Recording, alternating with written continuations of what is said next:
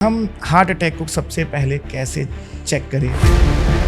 आपको इशारे ऐसे रहेंगे कि हो सकता है आपको जबड़े से लेके नाभि तक कहीं भी चलने पे दर्द हो रहा हो, सीढ़ी चढ़ने पे दर्द हो रहा हो, आपकी सांस फूल रही हो, आपको सीने में दर्द हो रहा हो, ऐसा लग रहा है कि किसी ने पट्टा बांध दिया है। मतलब हम समझे कि जैसे एक नोट का बंडल है और नोट के बंडल में एक कॉम्पैक्ट करके उसको रबर बांध दिया गया, एक्स्ट्रा नोट डालें, दैट मीन्स इट इज़ बहुत ज़्यादा खतरनाक है। हाँ, ज़्यादातर ब्लॉकेजेस हम यंग फेजेस में भी देख रहे हैं, उसका कारण क्या है सर? जो युवा हैं, जो लोग पहले खेल मैदानों में दिखते थे वो अब घर में ज़्यादा दिख रहे हैं। अल्कोहल का सेवन, स्मोकिंग है, इनका सेवन डबल हो, ये कारण बन रहे हैं युवाओं में हार्ट अटैक्स अधिक होने के।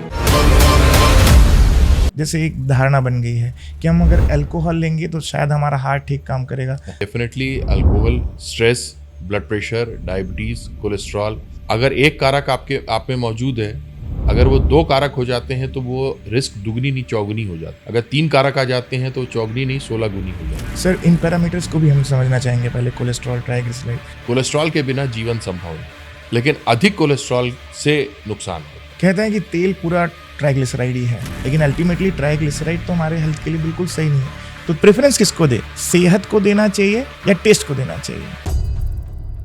जंक फूड में तो कोई नाप तौल है नहीं, कहाँ का तेल, कौन सा घी, सब मिक्स हो जाता है। जंक फूड स्वादिष्ट क्यों लगता है? क्योंकि उसमें वो सारी चीज़ें डाली जाती हैं जो आपकी जीभ को टेस्ट दे। फिर आपको साधारण भोजन में वो किक नहीं मिलता। खाना है तो हम पिज़्ज़ा खाएंगे, ये नहीं। हम प्रोबेबिलिटी किस में देखें हार्ट अटैक का? मोटापे में जल्द से जल्द आ सकता है या फिर किसी पतले आदमी में भी? सूमो पहलवान पूरे फैट दिखते हैं, पर उनमें विसरल फैट कम रहता है, अच्छा फैट ज़्यादा रहता है, मगर वो स्वस्थ रहते हैं। सर जिम करने वालों के लिए कितना खतरा रहता है? जिम करने वालों के लिए बिल्कुल खतरा नहीं है। सर गैस का अटैक होना, गैस्ट्रिक अटैक होना और हार्ट अटैक में, इसमें हम कैसे पहचानें? सर सर्जरी में स्प्रिंग यूज़ होता है। कहते हैं कि अब्दुल कलाम आज़ाद के नाम पर एक कलाम स्प्रिंग निकला था, वो 5,000 रुपये में था। तो आज के दौर में लाखों रुपए हार्ट सर्जरी में लगते हैं और उस समय शायद डॉक्टर्स ने इसकी तरफ देखा भी नहीं। यही कारण था कि वो मार्केट से फिर हट गया।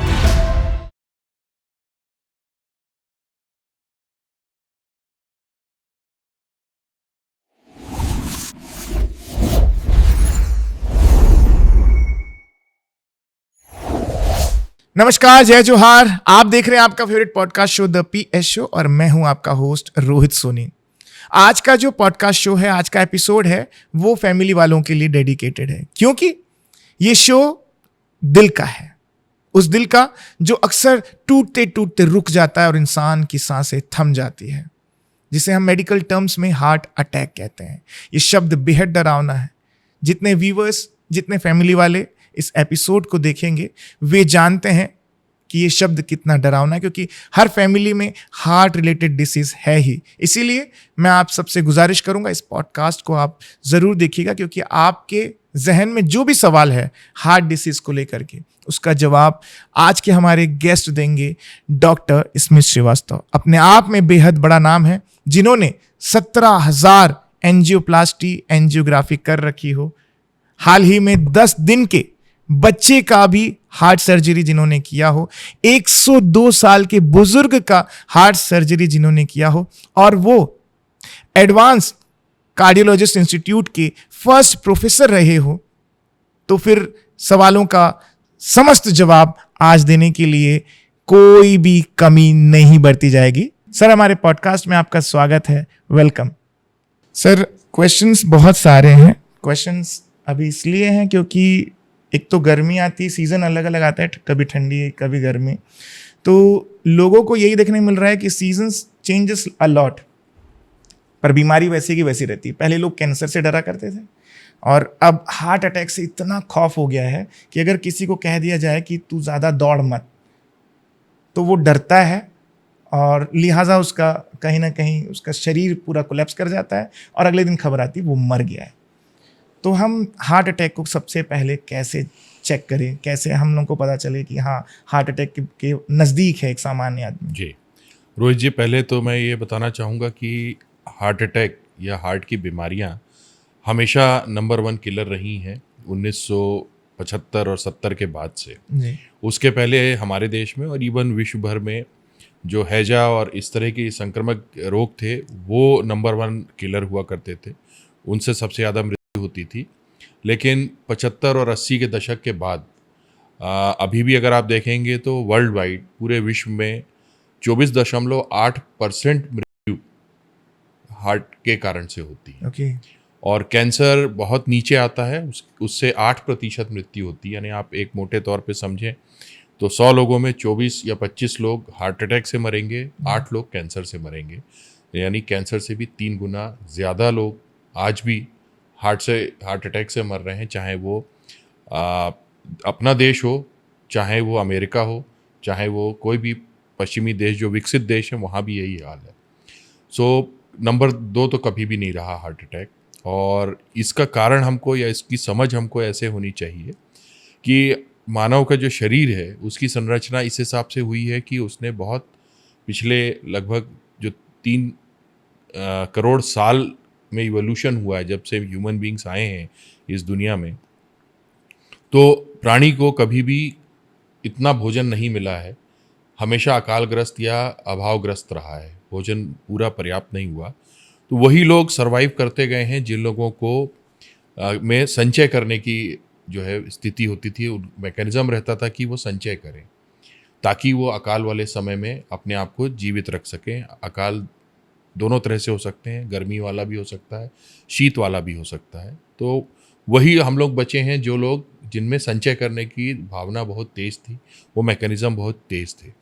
और आज ये हो गया है कि आज हमको भोजन तीनों समय मिल जाता है और पूरी तरह से अच्छा न्यूट्रिशियस भोजन मिलता है, लेकिन वो संचय करने की जो हमारी टेंडेंसी है वो गई नहीं है।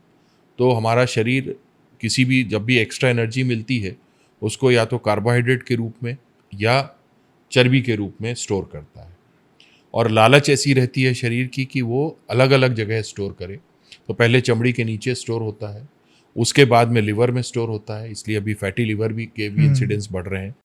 उसके बाद भी जगह बचती है तो वो नसों के बीच में डाल देता है ताकि वो एक गोदाम जैसा रहे और कभी ज़रूरत पड़ने पे काम पड़े। और वो ज़रूरत अब पड़ती नहीं है क्योंकि अब अकाल या भोजन का अभाव होता नहीं है। तो ये बेसिक कारण है जिसके कारण हार्ट अटैक्स हो रहे हैं, क्योंकि हमारा पास में एनर्जी ज़्यादा है और हमारा खर्चा कम है। और वो एनर्जी एक्स्ट्रा जो है वो चर्बी के रूप में, वसा के रूप में हार्ट की धमनियों में, ब्रेन की धमनियों में, किडनी की धमनियों में स्टोर हो जाती है और वो ब्लॉकेज का कारण बनती है। ज़्यादातर ब्लॉकेजेस हम यंग फेजेस में भी देख रहे हैं, उसका कारण क्या है सर? सो यंग फेजेस के लिए अभी हम लोगों ने एक शोध किया था जिसमें हम लोगों ने ये कंपेयर किया था कि कोविड के पहले और कोविड के बाद में क्या चेंजेस आए हैं और क्या कोविड या कोविड की वैक्सीन इसका कारण है क्या उन यंग लोगों में, यूथ में होने का। तो युवाओं में हम लोगों ने ये पाया कि कोविड के कारण जब कोविड हुआ था तब उनमें हृदयाघात होने की संभावनाएं बनी थी, क्योंकि कोविड खुद जो है खून को बहुत गाढ़ा करके थक्का बना देता था और उनको उस समय हार्ट अटैक्स होते थे। लेकिन कोविड से ठीक होने के बाद या कोविड की वैक्सीन लगने के बाद इस तरह की संभावना बिल्कुल नगण्य पाई गई है, कोई उसमें कोई डिफरेंस नहीं था। लेकिन उसके बावजूद भी आप सही कह रहे हैं कि युवाओं में हार्ट अटैक्स बढ़े हैं और ये हमारे शोध में भी यही निष्कर्ष निकला है कि लगभग पहले जो हार्ट अटैक्स होते थे या हमने उसमें डिवाइड किया था 35 वर्ष की आयु से कम और 35 वर्ष की आयु से ज़्यादा के लोगों के बीच में। सो लगभग 1.5 गुना बढ़ा है 35 वर्ष से आयु से कम वाले लोगों में हार्ट अटैक का होना। और हम लोगों ने इस शोध में ये कारण पाए कि ये जो युवा हैं कोविड के बाद से अपने घर में ज़्यादा कन्फाइंड रह रहे हैं, घर से बाहर निकलना उनका कम हो गया। शायद कोविड के जो 3 साल की कैद थी उससे वो आदतें चेंज हो गई हैं। जो लोग पहले खेल मैदानों में दिखते थे वो अब घर में ज़्यादा दिख रहे हैं। कोविड के साथ ही कोविड और कोविड के बाद में हम लोगों ने देखा कि अल्कोहल का सेवन और अन्य व्यसन जैसे स्मोकिंग है, तो तम्बाकू है, इनका गुड़ाखू है, इनका सेवन डबल हो गया है, खासकर युवाओं में। तो ये कारण बन रहे हैं युवाओं में हार्ट अटैक्स अधिक होने के। और पारंपरिक रूप से मानते हैं कि जो 40-45 साल के ऊपर की आयु वाले हैं उनको तो चूँकि ये चर्बी जमती आती है, जो चर्बी का जमाव है वो माँ के गर्भ से शुरू होता है और 40-50 साल तक आप उसको उतनी चर्बी को वहाँ जमाते जाते हैं, उसको फीड करते जाते हैं कि उसके कारण आपको हार्ट अटैक्स 45 से 55 की आयु में होता है। भारतीयों के साथ में या साउथ ईस्ट एशियंस के साथ में ये दिक्कत है कि हमारा जेनेटिक्स और प्रबल है संचय करने वाला, जिसको हमारी भाषा में थ्रिफ्टी जीन हाइपोथेसिस कहते हैं, यानी हमारी जीन और कंजूस है और ज़्यादा संचय करना चाहती है। सो हमें पश्चिम के कंपैरिजन में 10 वर्ष पूर्व ब्लड प्रेशर आ जाता है, ब्लड शुगर आ जाती है, और हार्ट अटैक्स भी पश्चिम के देशों के कंपैरिजन में 10 वर्ष पूर्व हो जाती है। सो हमारे युवाओं इसलिए भी अफेक्टेड हो रहे हैं, क्योंकि इसमें एक कारण आनुवांशिक है, दूसरा कारण है कि हमने अभी आदतें चेंज कर ली। जैसे आपने कहा कि कोविड की बात आपने की, पोस्ट कोविड ऐसा देखा जा रहा है कि ब्लड शुगर और बीपी की प्रॉब्लम एकदम आम हो गई है, जिनको बिल्कुल भी नहीं थी, मतलब 20, 25, 30 साल के बच्चों की बात करें या फिर 60 साल वालों की, तो पोस्ट कोविड ये ज़्यादा देखने को मिल रहा है। तो कहीं ना कहीं फ़र्क पड़ा होगा कोविड से, और आम बोलचाल की भाषा में भी हो गया है कि कोविड तक तो मैं ठीक था और अब मेरी इम्यूनिटी कम हो गई है, इसके चलते सारी बीमारियां ग्रसित कर रही है मुझे। सो इसमें आपको एक चीज़ ये समझनी होगी कि कोविड ने हमको और मजबूत किया है, क्योंकि कोविड एक आक्रमण था, और जब भी आक्रमण से आप ओवरकम करते हैं तो आप और स्ट्रांग होकर निकलते हैं। सो हमारी इम्यूनिटी तो बढ़ी होगी। अगर हमारी इम्यूनिटी कमज़ोर होती तो शायद हम कोविड के बाद में जीवित नहीं रहते। दूसरा जो पक्ष है वो ये है कि कोविड की कुछ दवाइयाँ थी जिनमें स्टेरॉइड्स थे, तो उसके कारण कई लोगों को जो उनको डायबिटीज़ नहीं थी उनकी डायबिटीज़ सरफेस हो गई, यानी उनकी डायबिटीज़ प्रकट हो गई, ब्लड प्रेशर प्रकट हो गए, तो वो रहे। और साथ ही साथ जो मैंने कहा कि एक जीवन शैली बदल गई। जो लोग बाहर घूमते फिरते थे, निकलते थे, वो 3 साल जो घर में रहे, वो 3 साल में आपने एनर्जी एक्सपेंडिचर ज़ीरो कर दिया। आपका कोई भी आप ऊर्जा का खर्च नहीं कर रहे हैं, और आपके खाने का जो खर्च है या खाने में जो आपकी कैलोरीज अंदर आ रही हैं वो यथावत थी। तो हमारी शोध में ये भी निकला कि जो यूथ है पर्टिकुलरली, वो लोग ओबीज भी हुए हैं, वो लोग मोटे भी हुए हैं, और ये उनके कोविड के पहले और कोविड के बाद के वजन लगभग 1.7 टाइम्स यानी 1.7 गुना बढ़ गया है। तो ये बताता है कि आपका जो जीवन शैली है वो पूरी तरह से चेंज हो गई है। आपका एनर्जी का कंजम्पशन बढ़ा है, एक्सपेंडिचर कम हुआ है, साथ ही साथ आपको इनके साथ में चर्बी अकेले नहीं आती है, चर्बी साथ में डायबिटीज़ भी लाती है, ब्लड प्रेशर भी लाती है, कोलेस्ट्रॉल भी लाती है, और जो हार्ट अटैक के कारक हैं, तो वो सब मिलके फिर हार्ट अटैक्स को बढ़ा रहे हैं। तो अभी जैसे यंग लोगों में देखा जा रहा है कि चेस्ट पेन होता है बहुत ज़्यादा, और नॉर्मल चलते हैं तो सांस फूलने लगती है, तो ये सारे फैट डिपॉजिट्स और कोलेस्ट्रॉल और यही सब के कारण है, या फिर पोस्ट कोविड उनको बहुत सारी चीज़ें और उनको गिफ्ट में मिल गई है? कोविड के बाद में बहुत कम लोगों के लंग्स ऐसे खराब हुए हैं कि जिनमें उनको चलने की कठिनाई हो, जिसको फाइब्रोसिस कहते हैं, लंग्स की फाइब्रोसिस हुई हो, मगर वो बहुत प्रतिशत कम है। अगर हम 10 लाख में मानेंगे तो शायद 3 या 4 लोग ऐसे निकलेंगे जिनको फाइब्रोसिस हुई है। ज़्यादातर लोगों के साथ में 2 तरह से सांस फूलने की कारण हो सकते हैं, कि या तो उनका हार्ट कमज़ोर हो रहा है, या जैसे ब्लॉकेज में उनके हार्ट को बराबर ब्लड सप्लाई नहीं मिल रही है, या उनका हार्ट लंबे समय तक डायबिटीज़ या ब्लड प्रेशर से ग्रसित होने के कारण कड़ा हो गया है, स्टिफ हो गया है, और वो रिलैक्स नहीं कर पा रहा है। तो हार्ट का पंप करना 2 क्रियाओं में होता है। एक तो उसको संकुचित होना है, दूसरा होता है कि उसको रिलैक्स होना है। अगर रिलैक्स भी अच्छे से नहीं होगा तो भी सांस फूलेगी। और अब इसको हम लोग कहते हैं heart failure with preserved ejection fraction, यानी आपका पंपिंग प्रिजर्व्ड है लेकिन फिर भी आपको हार्ट फेलियर है। इसके केसेस बहुत ज़्यादा बढ़ रहे हैं। पहले हम लोग मानते थे कि लगभग हार्ट फेलियर 100 लोगों को हार्ट फेलियर है तो उसमें 40 को heart failure with preserved ejection fraction होगा, लेकिन अब पाया जा रहा है कि 70-80% से ज़्यादा लोगों को प्रिजर्व इजेक्शन फ्रैक्शन वाला हार्ट फेलियर हो रहा है, और पंपिंग फेलियर वाले वो अनुपात में उतने ही स्थिर हैं, लगभग 40% के करीब। तो जो अल्कोहलिक है, जितना भी लोग हैं यंग वंस जो अल्कोहलिक कंजम्पशन वाले लोग हैं, उनमें जैसे एक धारणा बन गई है कि हम अगर अल्कोहल लेंगे तो शायद हमारा हार्ट ठीक काम करेगा, शायद हमारा ब्लड ठीक रहेगा। ये एक अच्छा एडिटिव से, पॉजिटिव एडिटिव से। लेकिन हमने सुना है मेडिकल टर्म्स में कि कोलेस्ट्रॉल के साथ में अल्कोहल, स्मोकिंग, ये सारी चीज़ें जो है हमारे बैड एडिटिव्स में आते हैं। बिल्कुल। बहुत पहले एक शोध हुआ था, इंटर हार्ट स्टडी यानी इंटरनेशनल हार्ट स्टडी। उन्होंने 13 कारकों को उसमें देखा था कि किससे हार्ट अटैक्स होते हैं या दिल की बीमारी होती है, और उसमें यह आया था कि definitely alcohol, stress, blood pressure, diabetes, cholesterol, ये सारे कारक हैं और इनका अपना अपना योगदान है। अगर एक कारक आप में मौजूद है, अगर वो 2 कारक हो जाते हैं तो वो रिस्क दुगनी नहीं चौगुनी हो जाती है। अगर 3 कारक आ जाते हैं तो चौगुनी नहीं 16 गुनी हो जाती है। तो आप उससे अंदाज़ लगा सकते हैं कि अगर आपने अल्कोहल के साथ में स्मोकिंग भी की, स्मोकिंग के साथ में कोलेस्ट्रॉल बढ़ाया रखा, आपने ब्लड प्रेशर बढ़ाया रखा या शुगर बढ़ाई रखी, तो वो उतने गुना जो है वो ज्योमेट्रिक प्रोग्रेशन नहीं होता, ये एक्सपोनेंशियल प्रोग्रेशन होगा। क्या सावधानी बरतनी चाहिए आज के समय में जब इतनी सारी चीज़ें हमको देखने को मिल रही है? तो सावधानी बहुत साधारण सी चीज़ें हैं। सावधानी में बहुत ज़्यादा कुछ हमको वो नहीं करना है जो हम पहले करते आ रहे हैं। हम बदल इसलिए रहे हैं क्योंकि हम पश्चिमी देशों की नकल करना चाह रहे हैं। हमारे बच्चे अब ऐसा खाना खा रहे हैं जो हमारा खाना नहीं था, और इसलिए हमको परेशानी हो रही है। 2 चीज़ें आपको समझनी रहेंगी कि पहले हम कृषि प्रधान रहे हैं।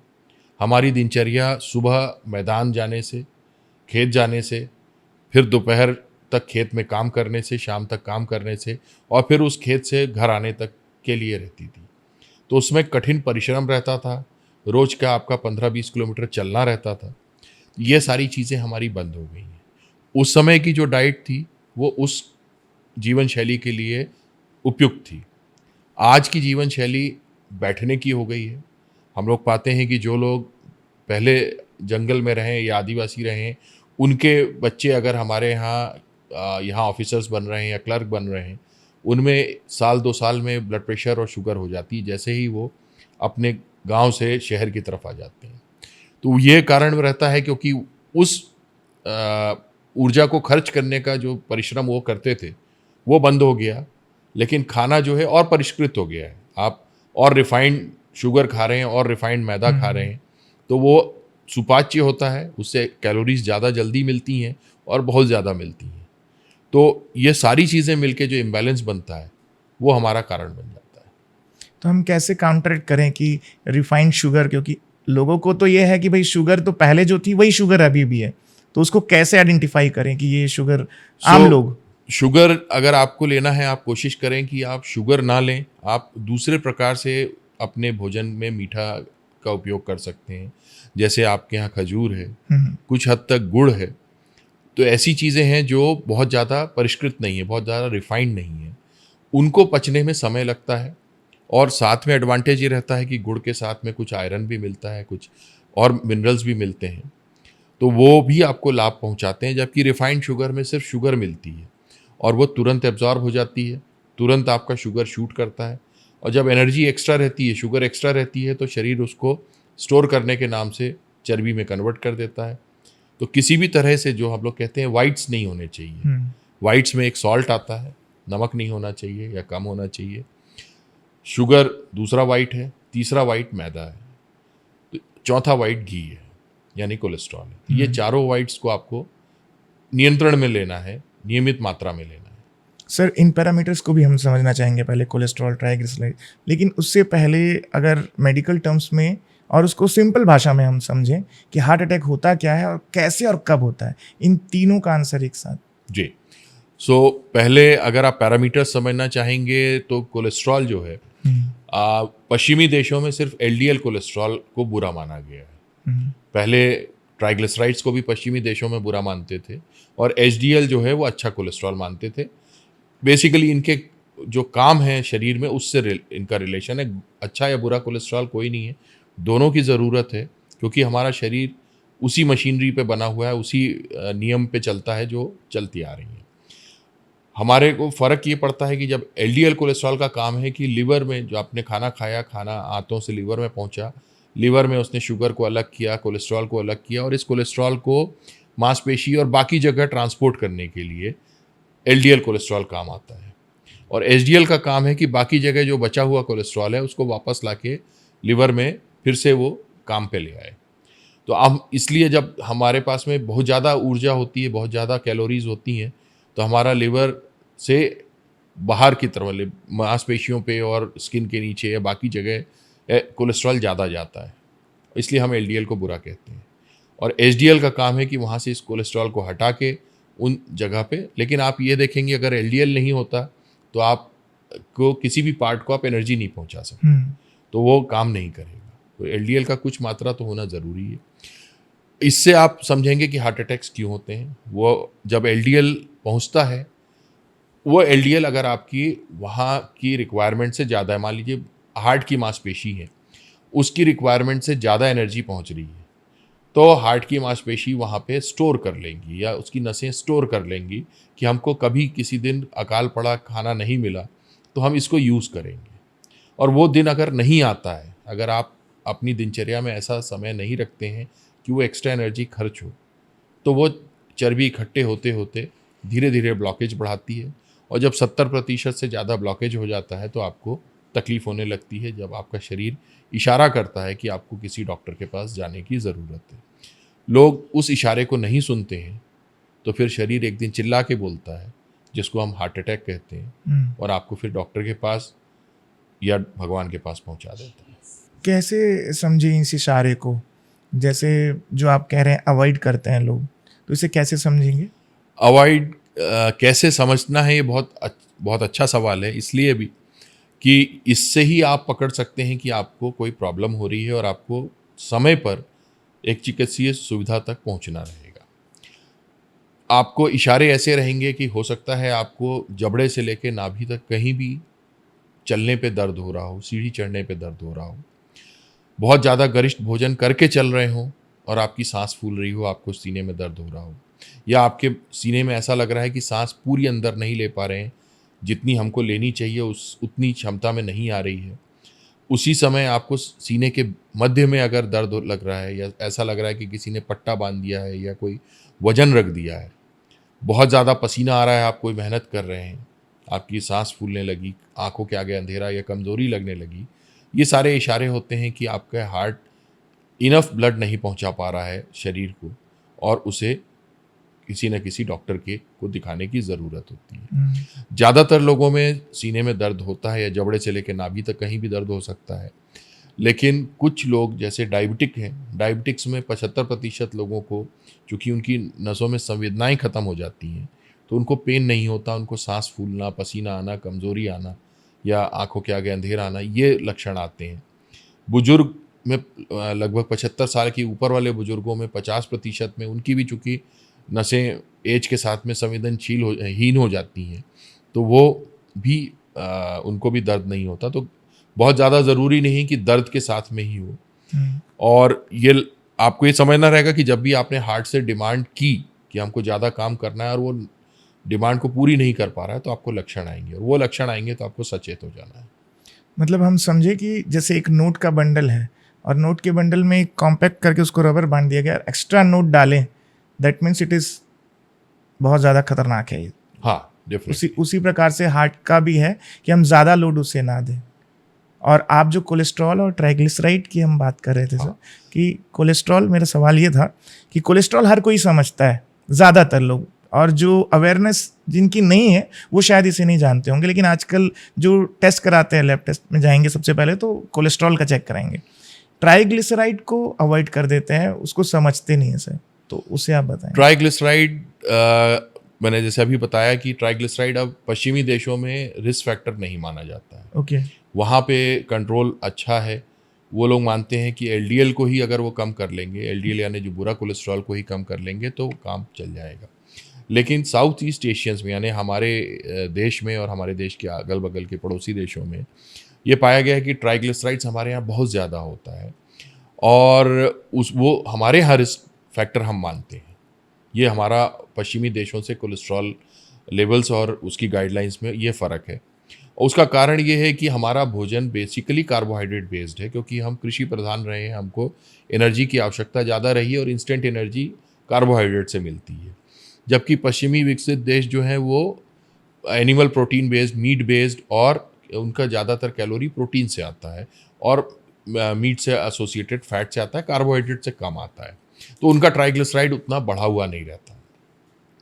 हमारा ट्राइग्लिसराइड और कारणों से बढ़ा रहता है कि हमारे में मोटापा बढ़ रहा है, कार्बोहाइड्रेट रिच फूड खा ही रहे हैं, डायबिटीज़ में बढ़ता है और अल्कोहल में बढ़ता है। सो ये चारों चीज़ें मिलके जब हमारा ट्राइग्लिसराइड अगर हमारा 400 या 500 के ऊपर जाता है तो हमारे लिए बड़ा रिस्क फैक्टर बन जाता है। हम लोग कोशिश करते हैं कि इसको 250 के नीचे रखें, लेकिन पहला टारगेट हमारा भी एलडीएल ही रहता है जैसा पश्चिमी देशों में है। ट्राइग्लिसराइड हमारा दूसरा टारगेट रहता है जब हम एलडीएल को कंट्रोल कर ले रहे हैं। कहते हैं कि तेल पूरा ट्राइग्लिसराइड ही है, 100% ट्राइग्लिसराइड, और तेल के पैकेट्स में ऐसा नहीं लिखा जाता नॉन कोलेस्ट्रॉल फ्री तेल, ऐसा ऐसे लिखते हैं ताकि लोग समझ ना पाए, लेकिन अल्टीमेटली ट्राइग्लिसराइड तो हमारे हेल्थ के लिए बिल्कुल सही नहीं है। तो तेल खाना मतलब इंसान के लिए सबसे ज़्यादा हावी है। देखिए, कुछ अमाउंट का कोलेस्ट्रॉल हर रोज लगता है, वो अमाउंट है 100 मिलीग्राम। ओके। आप खाएं या ना खाएं, आपके शरीर को 100 मिलीग्राम कोलेस्ट्रॉल बनाना ही पड़ेगा, क्योंकि आपकी जो त्वचा है, आपकी जो हर सेल है, सेल की जो बाउंड्री है वो कोलेस्ट्रॉल से, बाय लेयर्ड कोलेस्ट्रॉल से, यानी कोलेस्ट्रॉल की 2 लेयर से ही हमारे हर सेल की बाउंड्री बनी हुई है। हमारे बहुत से हार्मोन्स हैं जो कोलेस्ट्रॉल से बनते हैं।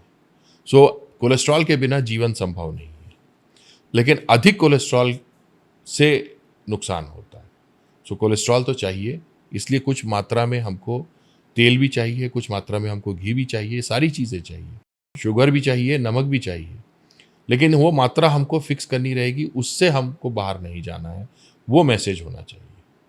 तो हम लोग जैसे नॉन कोलेस्ट्रॉल तेल खा सकते हैं। आप कोलेस्ट्रॉल वाला तेल भी खा सकते हैं, मगर उसको खर्च करें। अगर आप खर्च नहीं कर रहे हैं तो वो स्टोर होगा। सिंपल सा गणित है, यहाँ मैकेनिज्म में कहीं फॉल्ट नहीं है, कहीं बीमारी नहीं है। बीमारी हम क्रिएट कर रहे हैं क्योंकि हम मैकेनिज्म को नहीं समझ रहे हैं।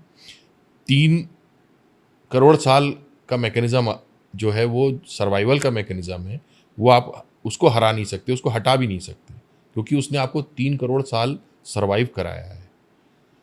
उसको आपको समझना पड़ेगा, उसको आपको अपने साथ लेना पड़ेगा। वो आपके अगेंस्ट नहीं है, कोलेस्ट्रॉल आपके अगेंस्ट नहीं है, कोलेस्ट्रॉल आपका मित्र है। मगर आप अपने मित्र के साथ में दिन में 1 घंटा 2 घंटा व्यतीत करेंगे। अगर 365 दिन उसी के साथ में रहेंगे तो मित्रता शत्रुता में बदल जाती है। कोलेस्ट्रॉल के साथ भी वही है, वो बहुत अच्छा मित्र है, मगर आप उसको अगर बहुत ज़्यादा अनियंत्रित होकर लेंगे तो फिर वो आपको नुकसान करेगा। सर एक्चुअली पता नहीं चलता, मेजर नहीं कर पाते। घर में जो खाना बनता है लोग कहते हैं थोड़ा सा तो तेल डालें हमने, सब्जी में थोड़ा सा तो तेल यूज़ हुआ है, इसीलिए फिर जितने भी कार्डियोलॉजिस्ट का हम सुनते हैं न्यूज़ में, मीडिया में, तो वो कहते हैं कि ऑयल फ्री खाना खाओ, ऑयल ही मत खाओ, कोलेस्ट्रॉल आएगा ही नहीं। ऑयल इसलिए ज़रूरी है क्योंकि आपके जीभ पे जो टेस्ट बड्स हैं वो उन्हीं चीज़ों का टेस्ट लेते हैं, या आपके नाक में जो घ्रूण के शक्ति है वो उन्हीं चीज़ों का टेस्ट ले सकती है जो ऑयल में डूबे हुए हों या ऑयल में उनका डिज़ोल्व हो। उसके अलावा आपको कभी स्वाद नहीं आएगा। तो आपको उतना तेल तो चाहिए कि आपको खाना स्वादिष्ट लगे। आप ब्लैंड मीट खा के देखिए, आप ब्लैंड मीट कोई नहीं खा पाएगा। आप ब्लैंड सब्जी खा के देखिए, बिना पकी हुई आप नहीं खा पाएंगे, क्योंकि वो जब तक उसमें कुछ तेल नहीं होगा वो डिज़ोल्व नहीं होगा, उसका अरोमा, उसकी खुशबू नहीं आएगी, खाने में खुशबू नहीं आएगी, आप खा नहीं पाएंगे। सो उतना तेल तो हमको चाहिए। आपको तेल की अधिकता कहाँ होती है, जहाँ आप मिस कर जाते हैं। आप देख, परेशानी ये होती है कि जो घर में खाना बनता है उसमें आप चम्मच से नाप के नमक नहीं डालते, आप नमक स्वाद अनुसार डालते हैं। अगर हमारी माता या पत्नी या बेटी खाना बना रही है, या हमारा भाई पिताजी कोई खाना बना रहा है, तो वो टेस्ट करता है और उसके हिसाब से नमक जोड़ता है। वो ये नहीं गिनता कि मुझे WHO ने कहा है 5 ग्राम नमक लेना है तो 5 ग्राम हुआ कि नहीं। तो परेशानी वहीं आती है कि हम जब स्वाद के पीछे भागते हैं, आप नमक को सब्स्टिट्यूट कर सकते हैं और चीज़ों से। आप उसमें कार्डमम डाल सकते हैं, लौंग डाल सकते हैं, इलायची डाल सकते हैं, अलग फ्लेवर्स डाल सकते हैं, जहां आपको नमक की रिक्वायरमेंट कम हो जाएगी, और उस तरह से आपको भोजन स्वादिष्ट भी लगेगा और नमक आपका नियंत्रित भी रहेगा। वैसे ही चीज़ फैट के लिए है कि आपको फैट छौंका दिया जाता है। आप अगर तलते हैं तो आप छौंकने से कहीं ज़्यादा तेल उसमें खाने में डाल रहे हैं। आप छौंकने से आपको स्वाद आएगा, आपको खाना अच्छा लगेगा और आपकी जो डेली रिक्वायरमेंट है वो पूरी होंगी कोलेस्ट्रॉल की। यानी आपको 100 मिलीग्राम से ज़्यादा कोलेस्ट्रॉल लेने की आवश्यकता नहीं है, क्योंकि 100 मिलीग्राम का लॉस हो रहा है। तो वो 100 मिलीग्राम आप पहुंचा दीजिए, उससे आपको 101 नहीं करना है, 102 नहीं करना है। आप 80 भी रखेंगे तो भी आपका शरीर उसको 100 बना देगा। वो शुगर से कोलेस्ट्रॉल बना देगा, मगर वो 100 मिलीग्राम रोज़ देगा ही शरीर को। तो उतना तो आपको लेना ही है। अब उसमें आप विचार करिए कि आप उसको कैसे सब्स्टिट्यूट कर सकते हैं, कैसे कम कर सकते हैं। कई मानसिकता ऐसी है कि तेल बदल बदल के खाते हैं। अभी फॉर्च्यून ले रहे हैं तो कल कीर्ति ड्रॉप लेंगे, सोचते हैं कि तेल बदलेंगे तो शायद कोलेस्ट्रॉल ज़्यादा वो नहीं करेगा। तो ये मानसिकता सही है? एक साइंटिफिक रीजनिंग है उसमें, क्योंकि हर तेल में कुछ अलग और भी इंग्रेडिएंट्स होते हैं जो हमारे शरीर को ज़रूरी होते हैं और फ़ायदा करते हैं। किसी में विटामिन डी होता है, किसी में और ओमेगा 3 होते हैं, ओमेगा 9 होते हैं। सो अलग अलग तेल है। डेफिनेटली अगर आप उसको रोटेट करते हैं तो वो आपको फ़ायदा देते हैं। उसके साथ में ये होता है कि उसमें से एक किसी की बहुतायत होने से बचता है। तो ये अच्छा सुझाव है और अच्छा नियम है अगर आप ऐसा करते हैं। मगर ग्रॉसली आप अगर देखेंगे तो आपको अमाउंट, किसी भी तेल को उपयोग कर रहे हैं तो आपको अमाउंट, एक निश्चित अमाउंट ही रखना रहेगा।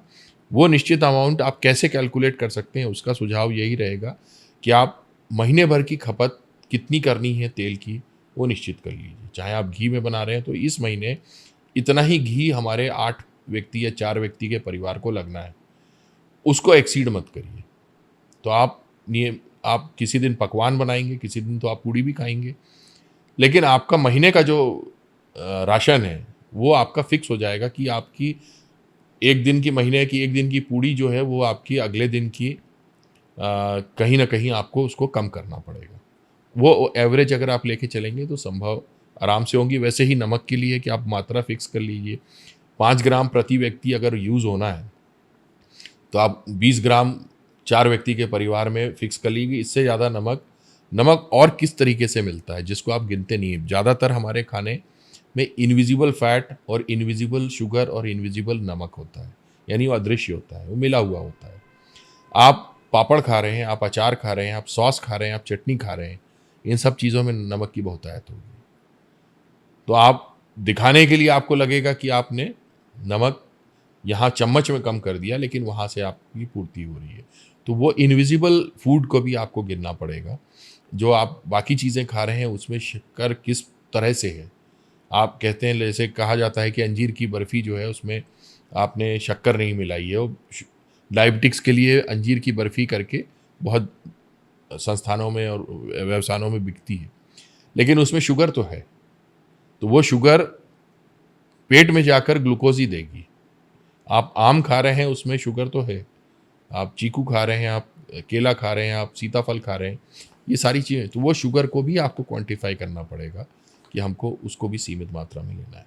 मैं सर अपने घर की अगर परसेप्शन की बात करूं तो लोग ज़्यादा अच्छे से समझ पाएंगे कि जैसे आपने कहा स्वाद अनुसार, अब तेल डल रहा है तो तेल जैसे कि स्पून में 1 स्पून डाल रहे हैं कि 2 स्पून डाल रहे हैं, तो उनका तो स्वाद उतना ही रहेगा। लेडीज़ लोग का डालने का बनाते समय वो 2 ही स्पून डालेंगे। तो हमको डर लगा रहता है कि भाई बहुतायत मात्रा में कहीं कोलेस्ट्रॉल मत आ जाए अलग अलग चीज़ें खाने में। तो हम सोचेंगे, या मेरे जैसे बहुत सोचने वाले लोग हैं, वो ये सोचते हैं कि नहीं भैया रहने दो, ना तेल रहेगा ना कोई कोलेस्ट्रॉल बनेगा। तो लोग ऑयल फ्री की तरफ बढ़ रहे हैं। पानी में जैसे जीरे को अगर जो बोल ऑयल फ्री जो हाँ। बनाते हैं, तो क्या वो सही है? मतलब मैं अगर पूछूं इन शॉर्ट कि प्रेफरेंस किसको दे, सेहत को देना चाहिए या टेस्ट को देना चाहिए? दोनों को देना पड़ेगा, क्योंकि जीवन होना चाहिए और जीवन में रस भी होना चाहिए, है ना। नीरस जीवन तो कोई मतलब नहीं रखता। आपके पास में आपकी मदर बना रही हैं या घर वाले बना रहे हैं तो उसमें एक स्नेह भी है साथ में, मगर उसको उस रस को आप कैसे क्वांटिफाई कर सकते हैं, उसी का उपाय मैंने बताया कि आप 1 महीने में इतना तेल लेना है ये फिक्स कर लीजिए। अगर उन्होंने आज 2 चम्मच तेल ज़्यादा उपयोग किया है तो उनको किसी दिन पानी वाला भोजन या कोई और भोजन ऐसा रखना पड़ेगा जिसमें, क्योंकि अब तेल ख़त्म हो जाएगा। हो सकता है आप 20 रोज़ आप उस तेल को चला लिए तो आखिरी के 10 रोज आपको बिना तेल के रहना पड़ेगा। मैं वही पूछ रहा था कि मतलब कम से कम पेट को रेस्ट देना चाहिए कि हाँ, बिल्कुल। हाँ ऑयल फ्री चीज़ें महीने में नहीं तो भी 10 दिन वो कर देना चाहिए, गैप कर देना चाहिए कि बिल्कुल। ऑयल फ्री खाना है करके। उसका एक दूसरा उपाय भी है जो मर्सिडीज बेंज वालों ने उन्हें किया था कि उन्होंने कहा कि आप एक दिन डाइट में सिर्फ एक ही प्रकार की चीज़ लेंगे। अगर आपको आइसक्रीम खाने की इच्छा है तो उस दिन आप सिर्फ आइसक्रीम के अलावा कुछ नहीं खाएंगे। तो वो भी डाइट उनकी पाई गई थी कि वो भी फ़ायदा की थी। फोर्ड की डाइट थी, सॉरी मर्सिडीज बेंज नहीं, फोर्ड की डाइट थी। ओके तो उन्होंने ये किया कि आप ऐसा ही है कि आप भाई एक दिन आप सिर्फ प्रोटीन पे रह रहे हैं, आप एक दिन फैट वाली चीज़ अगर आपने खा ली, आपने पूड़ी खा ली और आपने सब्जी खा ली, क्योंकि ऐसा नहीं है कि आप सोशली आउटकास्ट हो जाएंगे कि आप छुआ बिल्कुल अलग हो गए कि आप नहीं खा पाएंगे, वो बहुत कठिन होता है। ऐसा नहीं कि वैसा लोग नहीं होते, लेकिन विरले होते हैं। और उसके साथ में मैंने बताया कि ये सारी चीज़ें फैट भी आपकी ब्रेन की, आपके हार्मोन्स की, आपको युवा रखने की, आपकी स्किन में चमक रखने के लिए, ये सब चीज़ों की ज़रूरत में कोलेस्ट्रॉल है। आपके जो शरीर में चेहरे में चमक है वो एक तेल से है, और वो तेल के प्रोडक्शन में कोलेस्ट्रॉल काम आएगा ही आएगा। आपके जो हार्मोन्स हैं वो आपके हार्मोन्स बच्चों के बड़े होने की, युवाओं में यौवन आने की, वो सारे हार्मोन्स कोलेस्ट्रॉल से बनते हैं। तो आप ज़ीरो कोलेस्ट्रॉल वाला व्यक्ति मुश्किल होगा। लेकिन जैसे हम लोग कहते हैं वेस्ट में जो एलडीएल की अब मात्रा हम लोग मान के चल रहे हैं कि हम जब पैदा होते हैं तो हमारा एलडीएल 30 से कम रहता है। ओके सारे जानवर हैं उनका एलडीएल 30 से कम रहता है। ह्यूमन बीइंग्स ही ऐसे हैं जिनका एलडीएल पैदा होते वक्त तो 30 रहता है, उसके बाद में हम भोजन ऐसा करते हैं, अपनी दिनचर्या ऐसा बनाते हैं कि हमारा एलडीएल 150-200 पहुंच जाता है। तो इसलिए हमको कठिनाई होती है। तो अगर आप अपने एलडीएल का टारगेट ही 70 रखें या 100 रखें, 100 के नीचे रखें, तो आप भोजन भी अपना जो मनपसंद भोजन है वो कर सकते हैं। आपको पता रहेगा कि मेरा एलडीएल बढ़ रहा है तो मुझे सुधार लाना है, तो आप सुधार ले आइए। फिर आपको बीच में कहीं लगा तो आप बीच में फिर अपने मनपसंद भोजन को कर लीजिए। फिर आप, तो ये चीज़ें भी चलती रहेंगी साथ। तेल की हो गई सर बात, मैं जंक फूड पे आऊँगा जो आजकल बच्चों का सेंटर ऑफ अट्रैक्शन है। तो जंक फूड में तो कोई नाप तौल है नहीं, कहाँ का तेल, कौन सा घी, सब मिक्स हो जाता है। तो वो कितना खतरनाक हो रहा है बच्चों के लिए? जंक फूड बहुत ज़्यादा खतरनाक है। देखिए हमारा पारंपरिक जो भोजन है उसको बनाने में किचन में 2 से 3 घंटे लगते हैं, और फास्ट फूड को बनाने में 2 से 3 मिनट या 15 मिनट लगते हैं। सो प्रक्रिया चेंज हो जाती है।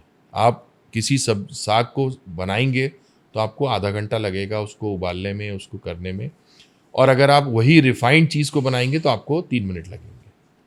सो जहाँ रिफाइंड होता है तहाँ पकाना आसान होता है, पचना आसान होता है, और उससे जो शुगर और कोलेस्ट्रॉल मिलना है या फैट मिलना है वो भी बड़ा सरलता से मिल जाता है। इसलिए बच्चे हमारे ओबीज होते जा रहे हैं। और अगर हम पारंपरिक अपना भोजन देखेंगे तो उसमें पूरा कंप्लीट भोजन है, हर कलर रहता है उसमें। पीला रंग दाल का रहेगा, हरा रंग सब्जी का रहेगा, सारे कलर्स रहेंगे। वो कलर्स इसलिए हैं क्योंकि ये सारी चीज़ें फिर वही हमारी पुराने इवोल्यूशन के साथ में जुड़े हुए हैं कि यही खाते हुए तो हम आए हैं। तो हमारे पेट में इनको पचाने के लिए एंजाइम्स हैं। बार बार जो समोसे बनते हैं, जो तेल गर्म होता है, जिस तेल में से काला धुआं निकलने लगता है, वो फैट वैक्स बन जाता है, यानी मोम बन जाता है। ओके वो मोम एब्जॉर्ब तो हो जाती है शरीर में, लेकिन हमारे शरीर में उसको पचाने के लिए आज एंजाइम्स नहीं है। क्यों? क्योंकि 3 करोड़ साल में वो एंजाइम्स कभी पका हुआ या जला हुआ तेल तो खाया ही नहीं, तो शरीर को उस एंजाइम्स को बनाने की ज़रूरत नहीं पड़ी। तो जब पचता नहीं है तो सीधे जाके डिपॉजिट हो जाता है, और जिस जगह स्टोर होता है वहाँ से उसको निकालने की भी सुविधा नहीं है, क्योंकि जब आप उसको पचा पाओगे, उसको गला पाओगे, तब तो निकाल पाओगे। तो इसको ट्रांस फैट कहते हैं, और वो परमानेंटली बॉडी के अंदर में इकट्ठा हो जाता है। अब आप जितनी बार तली हुई चीज़ को खाते हैं उसमें कहीं ना कहीं ट्रांस फैट रहेगा, क्योंकि तलेगा तो ट्रांस फैट बनेगा ही बनेगा, और वो ट्रांस फैट अंदर एक बार गया, वन वे एंट्री है, वो निकलेगा नहीं। तो यही कारण हो रहा है कि हमारे बच्चों में फैट बढ़ता जा रहा है, और उस फैट को वो जब कम करना चाहते हैं, समझ भी आ जाती है, तो वो फैट बॉडी डाइजेस्ट या उसको गला नहीं सकती, इसलिए वो परमानेंट हो जाता है। तो उनको चेताए जाने की बहुत ज़्यादा ज़रूरत है कि ये जंक फूड स्वादिष्ट क्यों लगता है, क्योंकि उसमें वो सारी चीज़ें डाली जाती हैं जो मैं अभी कह रहा था, जो आपकी जीभ को टेस्ट देती हैं। इसके लिए उसमें कोलेस्ट्रॉल या तेल वाली चीज़ें ज़्यादा होंगी, ताकि आपके फ्लेवरिंग एजेंट्स और फ्लेवरिंग जो कंपोनेंट्स हैं वो उसमें घुलें, आपकी जीभ को ज़्यादा चटोरा बनाएं, ज़्यादा टेस्ट दें, और आपको उसकी आदत पड़ जाती है। फिर आपको साधारण भोजन में वो किक नहीं मिलता, वो अरोमा नहीं मिलता, या वो स्वाद नहीं मिलता कि आप उसको, फिर आपको ऑब्वियस है कि बच्चों को फिर लगता है कि हमको रोटी सब्जी दाल चावल नहीं खाना है, हमको पिज़्ज़ा ही खाना है, क्योंकि पूरा चीज़ से भरा हुआ उसमें सारा स्वाद जो है उस चीज़ में है, और वो आपकी जिह्वा पे फैल जाता है, आपको अच्छा स्वाद देता है। तो अगली बार भी आपकी जिह्वा कहती है कि नहीं, खाना है तो हम पिज़्ज़ा खाएंगे, ये नहीं खाएंगे। महिलाएं जो सोचती है घर में कि बच्चे हैं छोटे छोटे 3-4 साल के, और ये मान्यताएं भी रहती है कि बच्चे हैं लोहा भी पचा जाएंगे, उस चक्कर में उनको pasta, Maggi, pizza, momos, burger इसके आदी हो जाते हैं। तो मैं अगर ये समझूं कि ये फैट्स जो जितने डिपॉजिट हो रहे हैं उस उम्र में, तो आने वाले 10-15 साल बाद ये हाई कोलेस्ट्रॉल और सारी बीमारियों की तरफ ले जाते हैं। बिल्कुल। सो मैंने आपको बताया कि जो फैट है या उसका फॉर्मेशन माँ के गर्भ में चालू हो जाता है, हमारी नसों में उसी समय फैट बन जाता है, उस क्योंकि वो हमारे सर्वाइवल के लिए ज़रूरी था। जिन बच्चों के नसों में फैट रहेगा, वो आज से 10,000 साल 20,000 साल पहले जब पैदा होते थे और कभी अकालग्रस्त हुए, तो वो सर्वाइव करेंगे। जिनके में नहीं रहेगा, स्टोर ही नहीं रहेगा, वो नहीं सर्वाइव करते थे। तो ये तो ज़रूरी था सर्वाइवल के लिए, इसलिए वो मैकेनिज़्म था। अब हम माताएं अगर इस चीज़ को नहीं समझ पा रही हैं कि हम उसको ओवर फीड कर देंगे, तो मैकेनिज़्म पूरा कबाड़ा कर देगा। और बहुत ज़्यादा ज़रूरी तो रहता है, क्योंकि 2 साल से 5 साल की उम्र तक ब्रेन का डेवलपमेंट होता है। ब्रेन के डेवलपमेंट के लिए प्रोटीन और फैट की आवश्यकता रहती है।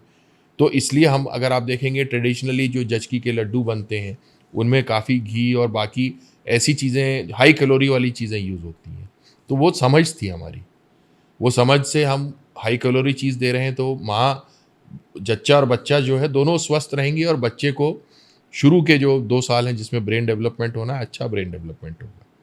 लेकिन उसके बाद में आपको समझना पड़ेगा कि वो गोल मटोल बच्चा जो है वो खेलने लायक हो जाए, वो दुबला हो जाए, और दुबला ना होए, स्वस्थ हो जाए। हमेशा अगर वैसे ही गोल मटोल रहेगा, तो वो जो बाहर की चमड़ी के नीचे जो चर्बी है, उतनी ही चर्बी आपकी नसों में रहेगी, और वो आगे चल के आपको डेफिनेटली हाई कोलेस्ट्रॉल देगा, अनिद्रा देगा, बच्चों में खराटे की बीमारी होगी, बच्चों में हार्ट की बीमारी होगी, बच्चों को स्ट्रोक आने के चांसेस बनेंगे।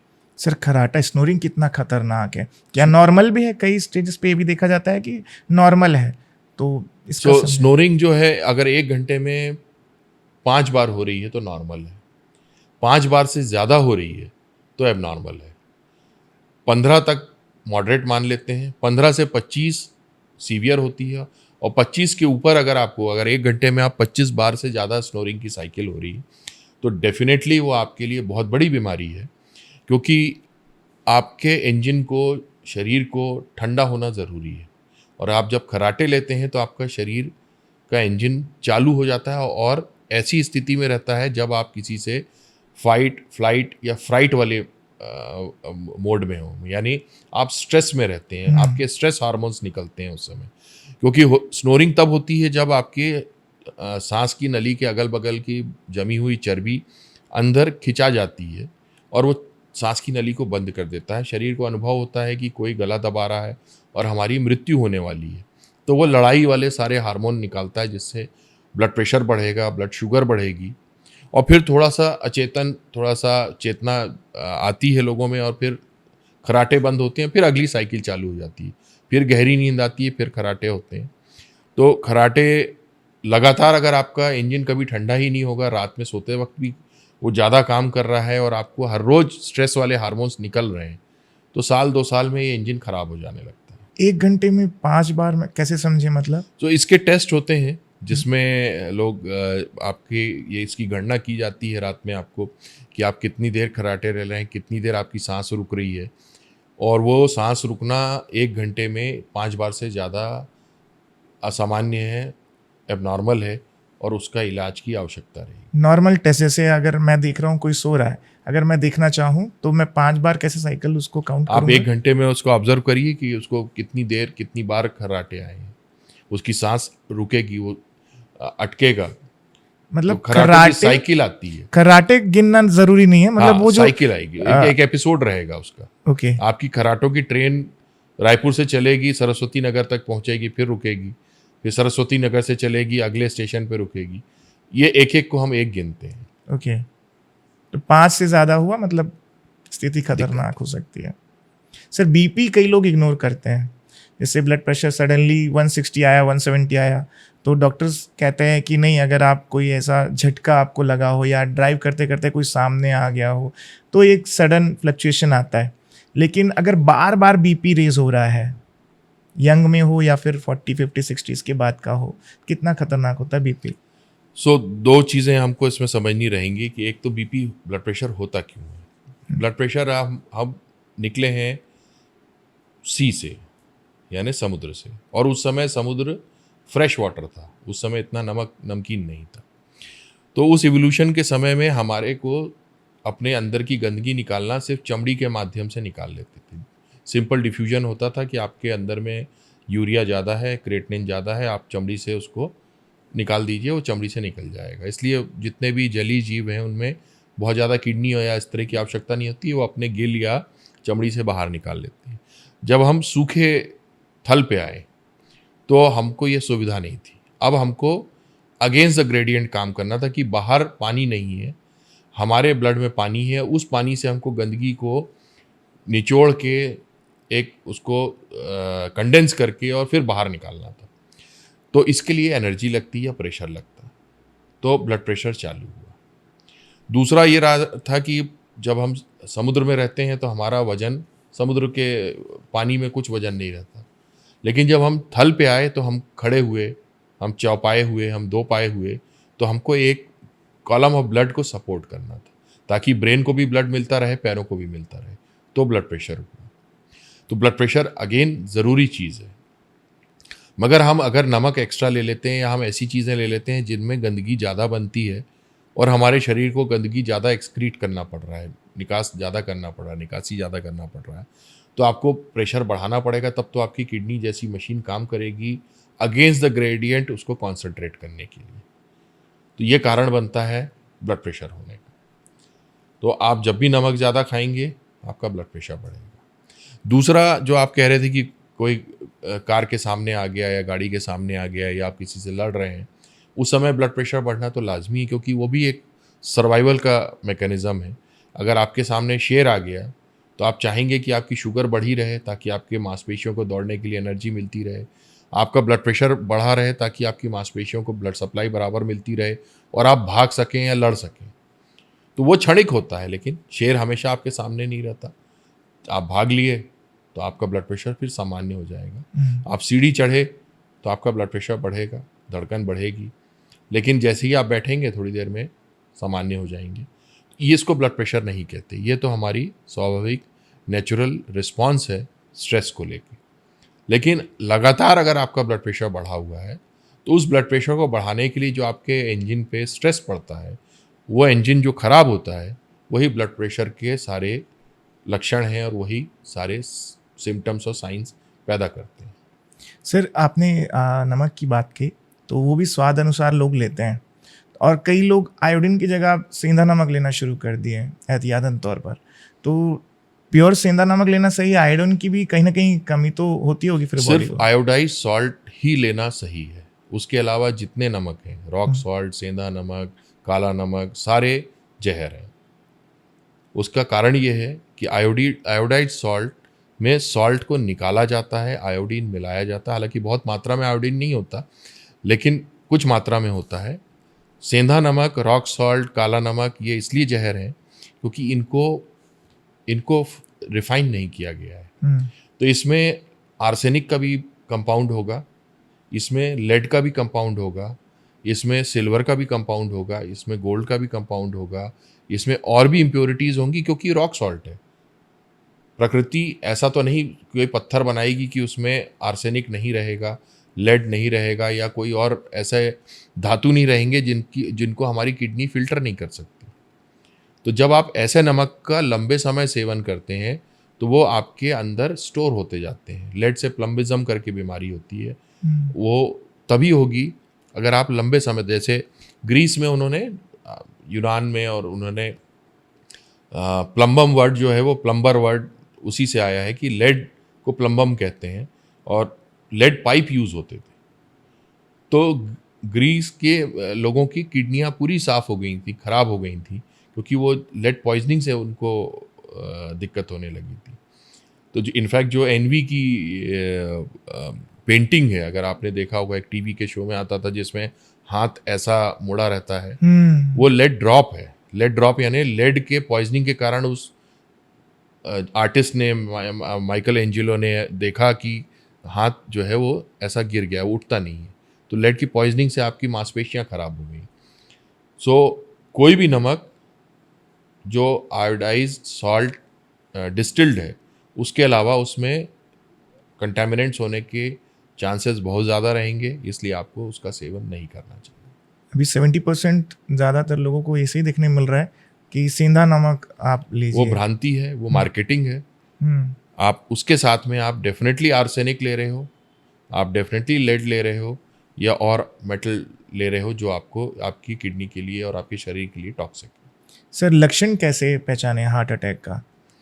हार्ट अटैक का जो अभी आपको मैंने बताया, वही चीज़ बढ़ के आएगी। आपको सीने का दर्द इतना तीव्र हो जाएगा कि वो 20 मिनट से ज़्यादा भी आपको दर्द रह रहा है। आप कुछ करने के सक्षम नहीं रह जाएंगे, बहुत ज़्यादा कमज़ोरी लगेगी, क्योंकि आपका हार्ट जो है वो पंप नहीं कर पा रहा है। और 100 लोगों में 50 लोगों की अकस्मात मृत्यु हो जाएगी। सो पहला प्रेजेंटेशन मृत्यु से हो सकता है, जिसको हमारी भाषा में सडन कार्डियक डेथ कहते हैं, कि अचानक मरीज बढ़िया था या व्यक्ति बढ़िया था, अचानक गिर गया। मैं उन्हीं के लिए पूछ रहा था। सो वो पहला लक्षण हो सकता है। तो ऐसा 100 में 50 लोगों को होता है। जो 50 बाकी भाग्यशाली होते हैं, जो सरवाइव कर जाते हैं, उनको लक्षण मिलते हैं। लक्षण में पसीना आ रहा है, सीने में दर्द हो रहा है, सीने में संकुचन लग रहा है, कोई पट्टा बांध दिया है वैसा लग रहा है, या कोई बहुत वजन रख लिया है, या कोई सीने पे चढ़ गया और अपन सांस पूरी पर्याप्त नहीं ले पा रहे हैं, जबड़े से लेकर नाभि तक दर्द हो रहा है, चलने से दर्द बढ़ रहा है। तो ये सारे लक्षण रहेंगे जब आपको समझ में आ जाना चाहिए कि, और एक फीलिंग ऑफ डूम होती है, यानी आपको लग रहा है कि अब कयामत आ चुकी है। वो आपको स्वयं शरीर बता देता है। इसीलिए कहता हूँ मैं कि जब आप फुसफुसाहट को नहीं सुनते हैं तो शरीर जब चिल्ला के बताता है, वो चिल्ला के बताना हार्ट अटैक होता है, और उस समय आपके सारी इंद्रियां उस चिल्लाहट को सुनती हैं। तो करना क्या चाहिए सर उस समय में? करना ये चाहिए कि देखिए, आप अगेन आपको मैकेनिज्म समझना है। बेसिक मैकेनिज्म ये है कि आपका हार्ट पंप नहीं कर पा रहा है, उसके बाद में स्वयं को पहुंचाने के लिए, स्वयं के लिए ब्लड या पेट्रोल मान लीजिए वो नहीं है मोटर चलाने के लिए, तो आप उस मोटर पे लोड सबसे कम दोगे।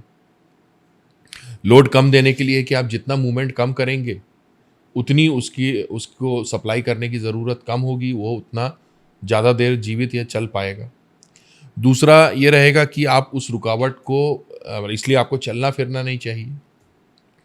अगर आपको लग रहा है कि आप गश खाने वाले हैं या आपके आँख के आगे अंधेरा आ रहा है, तो आप कोशिश ये करिए कि आप पैरों को ऊपर कर लीजिए, सिर को नीचे कर लीजिए, ताकि कम से कम ब्रेन जो है उसको ब्लड सप्लाई मिलती रहे और आप होशो हवास में रहें। तीसरा, आप कोशिश करें कि आप कहाँ से मदद ले सकते हैं। अगर आपके साथ में कोई है या पास में मदद है तो आपके सर्वाइव करने के चांसेस और बढ़ जाते हैं। चौथा, कि अगर आपको लग रहा है तो आप खून पतला करने वाली जो दवाइयाँ होती हैं, एस्पिरिन है, क्लोपिडोग्रेल है, और कोलेस्ट्रॉल को तुरंत कम करने, कोलेस्ट्रॉल तुरंत तो कम नहीं होता है मगर उसके और बेनिफिट्स भी हैं, तो वो ले लें। अटोरवास्टैटिन है, वो आपको तुरंत चबा कर लेना चाहिए, क्योंकि निगलने में ये लिवर के थ्रू जाएंगी तो 1 घंटे 1.5 घंटे बाद वो असर करेंगी। अगर आप चबा लेते हैं तो आपको वो तुरंत असर करती हैं, वो बाईपास कर देती हैं लिवर को। तो ये चबा कर लें, और उसके बाद कोशिश करें कि आप जितनी जल्दी हो सके किसी चिकित्सीय सुविधा पर पहुंच जाएं, क्योंकि हार्ट अटैक एक जन सामान्य के लिए मैनेज करने वाली चीज़ नहीं है। दूसरा एडवांटेज ये रहता है कि इलाज जितनी जल्दी शुरू होगा, हर मिनट में हार्ट का एक मसल, एक हिस्सा मरता जाता है, तो आप उतना बचा पाएंगे, आप अपनी पंपिंग को 65 के करीब रख पाएंगे। आप जितना लेट होते जाएंगे उतना आपका वो 65 से नीचे आता जाएगा। 30 से नीचे अगर आपकी पंपिंग आ गई तो आपके हार्ट को काफ़ी ज़्यादा परेशानी का सामना करेगा। आपके सर्वाइवल के चांसेस अगले 5 साल में 50% ही रह जाएंगे। तो मेजर और माइनर अटैक इन्हीं को कैटेगराइज किया गया है। मेजर और माइनर कुछ भी नहीं होता। ओके। ये पहले कहा जाता था क्योंकि जो व्यक्ति सर्वाइव कर गया उसको कहते थे कि इसको माइनर अटैक आया है। जो सर्वाइव नहीं कर पाया या जिसका हार्ट फेलियर के कारण 30% से कम पंपिंग हो गई उसको मेजर कह देंगे। लेकिन हार्ट के छोटे से हिस्से को भी अगर नुकसान पहुंचता है तो हो सकता है कि वो हिस्सा इतना महत्वपूर्ण हो। जैसे हमारे वाल्व हैं, वाल्व को चलाने के लिए जिस थंब से, जिस कॉलम से वो चिपके रहते हैं, उस हिस्से में अगर वो तो हिस्सा 1% या 2% होगा, अगर उसमें हार्ट अटैक आ गया तो वो वाल्व लीक करने लगेगा, तुरंत लंग्स में ब्लड भर जाएगा और आपको तुरंत सांस की अड़चन हो जाएगी, हो सकता है आपकी मृत्यु हो जाए। सो प्रतिशत में भी कोई मतलब नहीं रखता। आपको मान के चलना है कि हार्ट का एक हिस्सा भी जा रहा है तो हमारे लिए घाटा है, इसलिए आपको तुरंत पहुंचना बहुत ज़्यादा ज़रूरी है। और इसमें बेस्ट इलाज तो एंजियोग्राफी, एंजियोप्लास्टी माना जाता है। अगर आप 1.5 घंटे के अंदर में पहुंच रहे हैं तो हमारा इलाज नंबर 1 हमेशा वही रहेगा। और ऐसे अस्पताल में पहुंचिए जहां पे आपको दरवाजे से लेके कैथ लैब तक और कैथ लैब के में नसों को खोलने का जो प्रक्रिया है उसमें देरी आपकी 90 मिनट से ज़्यादा नहीं होनी चाहिए। कायदे से जितना कम से कम होगी उतना आप लाभान्वित होंगे। अगर कैथ लैब की सुविधा दूर है तो आप ऐसी जगह पहुंचिए जहां पे इंजेक्शंस लगते हैं जिससे हम हार्ट में रुकावट के थक्कों को घोल सकते हैं। लेकिन इनके साथ में ये है कि ये सिर्फ 6 घंटे में कारगर होते हैं, 6 घंटे के बाद में ये नुकसान कर सकते हैं। तो आपको वो समय का भी ध्यान रखना। और आज कोई भी प्रदेश में देख लें, देश में देख लें, कोई भी स्थान ऐसा नहीं है जो किसी अच्छी चिकित्सीय सुविधा से 6 घंटे से ज़्यादा की दूरी पे हो। तो आप बिना उस चीज़ को सोचे आप पहुंचिए, डॉक्टर को इवेल्युएट करने दीजिए कि क्या वो हार्ट अटैक है या नहीं है। कई बार बहुत सारे लोग अपनी मर्जी से, अपने जो उनका इम्प्रेशन है उससे ऐसी दवाएं ले लेते हैं जो जीभ के नीचे रखने वाली होती हैं। उनमें भी नुकसान हो जाता है कि आपका ब्लड प्रेशर एकदम से नीचे डाउन हो जाता है और हार्ट में जहाँ रुकावट हुई है उस हिस्से में चूँकि ब्लड पहुँचाने का हार्ट में दम नहीं है और आपने ब्लड प्रेशर डाउन कर दिया तो वो और ब्लड वहाँ नहीं पहुँचेगा, तो वो भी नुकसान वाली हो सकती है। इसलिए इन दवाओं का प्रयोग करने से पहले आपको एक चिकित्सक की परामर्श लेना आवश्यक है। स्वयं काम ना करें। कई बार आप पेट के अल्सर के दर्द में अगर आपने खून पतला करने की दवा ले ली तो वो अल्सर फूट के आपको वो भी मृत्यु का कारण बन सकता है। तो बहुत सारी चीज़ें हैं। सेल्फ मेडिकेशन यानी स्वयं को दवा देना वो बहुत मुश्किल काम है। हम लोगों को 15 से 20 साल लग जाते हैं डॉक्टर बनने में। आप 20 मिनट में अगर डॉक्टर बनने की सोचते हैं तो वो नुकसान कर सकता है।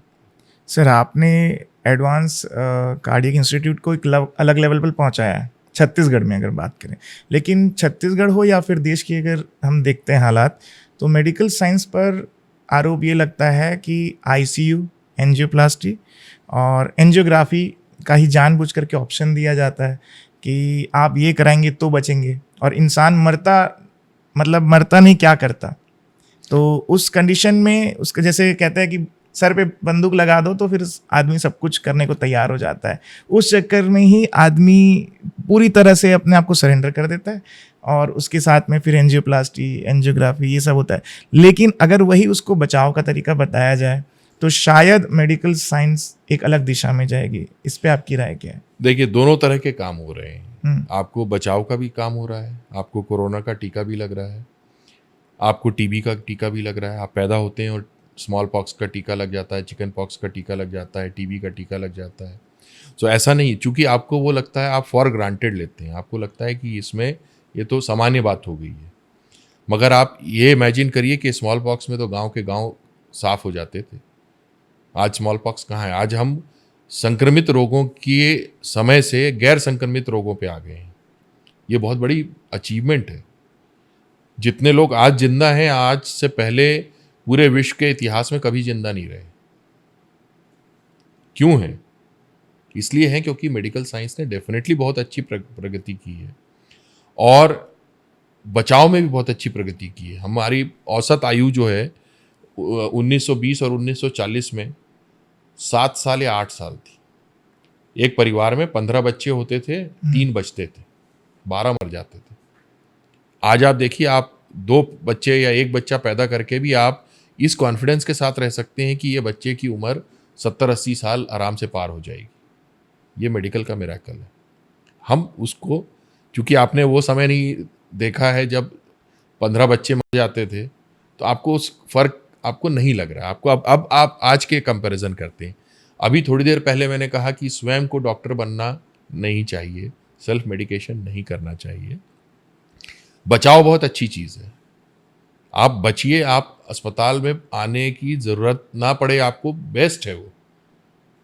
लेकिन अगर आपने बचाव नहीं रखा, आपने पिज़्ज़ा मैगी और नूडल्स खाते रहे, आप रोज़ सैर कसरत नहीं करते रहे, मोटापा बढ़ाए, ब्लड प्रेशर बढ़ाए, शुगर बढ़ाए, आपने उस ब्लॉकेज को जो माँ के गर्भ में 1% से भी कम था, उसको 70-80% करके आप जब अस्पताल पहुँचते हैं, तो मैंने अभी कहा कि पहला इलाज नंबर 1 एंजियोग्राफी और एंजियोप्लास्टी ही है, क्योंकि उसमें आपके बचने के चांसेस 90 से 95% से ज़्यादा हैं। अगर खून थक्का घोलने वाली दवा हम लगाते हैं तो उसमें 50% से 70% है। तो डेफिनेटली नंबर 1 इलाज तो एंजियोग्राफी एंजियोप्लास्टी, उसमें बंदूक लगाने वाली बात नहीं रहती। वो हो सकता है कुछ इंस्टेंसेस हों जहाँ पे, चूँकि व्यक्ति, इवन डॉक्टर्स भी इसी सोसाइटी से आते हैं, तो उनमें से हो सकता है कि कुछ के मन में ऐसा रहा हो, लेकिन ज़्यादातर ट्रेनिंग जो डॉक्टर्स की होती है, एटलीस्ट मेरे समय में जो रही, उसमें आपको सेवा भाव हमेशा रहा है। आपको पेमेंट बाद में आप सोचते हो, आप पैशन पहले सोचते हो। तो वो चीज़ हमेशा रहती है। आप देखेंगे, अगर मेरे से और बुजुर्ग, मतलब मेरे से पहले वाले अगर डॉक्टर्स को देखेंगे, तो वो हो सकता है कि उनके संबंध और अपने मरीजों के साथ ऐसे रहे हों कि वो किसी मरीज को गलत काम करते हुए हमें झापड़ भी मार दें और वो उनका आत्मीयता और प्यार हो। इसीलिए मैंने डिफरेंशिएट किया कि हाँ। आपने 17,000 ऑपरेशंस किया है और कहीं ना कहीं लोगों को नई जिंदगी दी है। इतनी जिंदगियां दी है कि आज आपको लोग मानते ही है।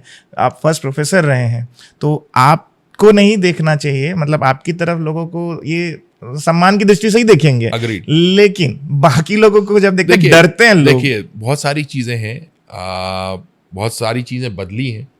हम लोग जब डॉक्टर बने, हमारा कुछ 550-1000 रुपये में मैं डॉक्टर बन गया।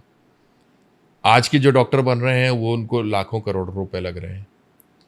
तो ऑब्वियसली जिसके पेरेंट्स अगर करोड़ों रुपए लगाएंगे, उनको भी वो पहले दिन से उस डॉक्टर के अपने मन में रहेगा कि यार मेरे को भी इससे हमको वापस लेना। तो ये जो समाज दे रहा है डॉक्टर को, हमसे 550 रुपये लिए तो हमारे में वो सेवा भाव रहा।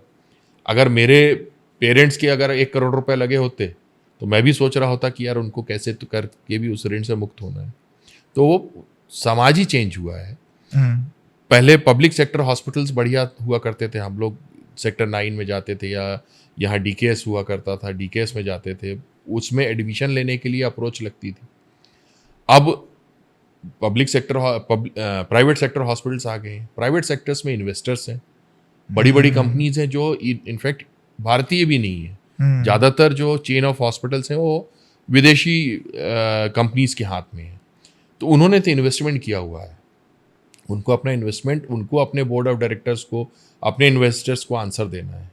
तो डेफिनेटली उनका एक वेल्थ क्रिएशन उनके एक हिस्सा रहेगा, वो ज़रूरी है उनके लिए, क्योंकि उनको अगला हॉस्पिटल एक्वायर करना है, अगली चेन बनानी है।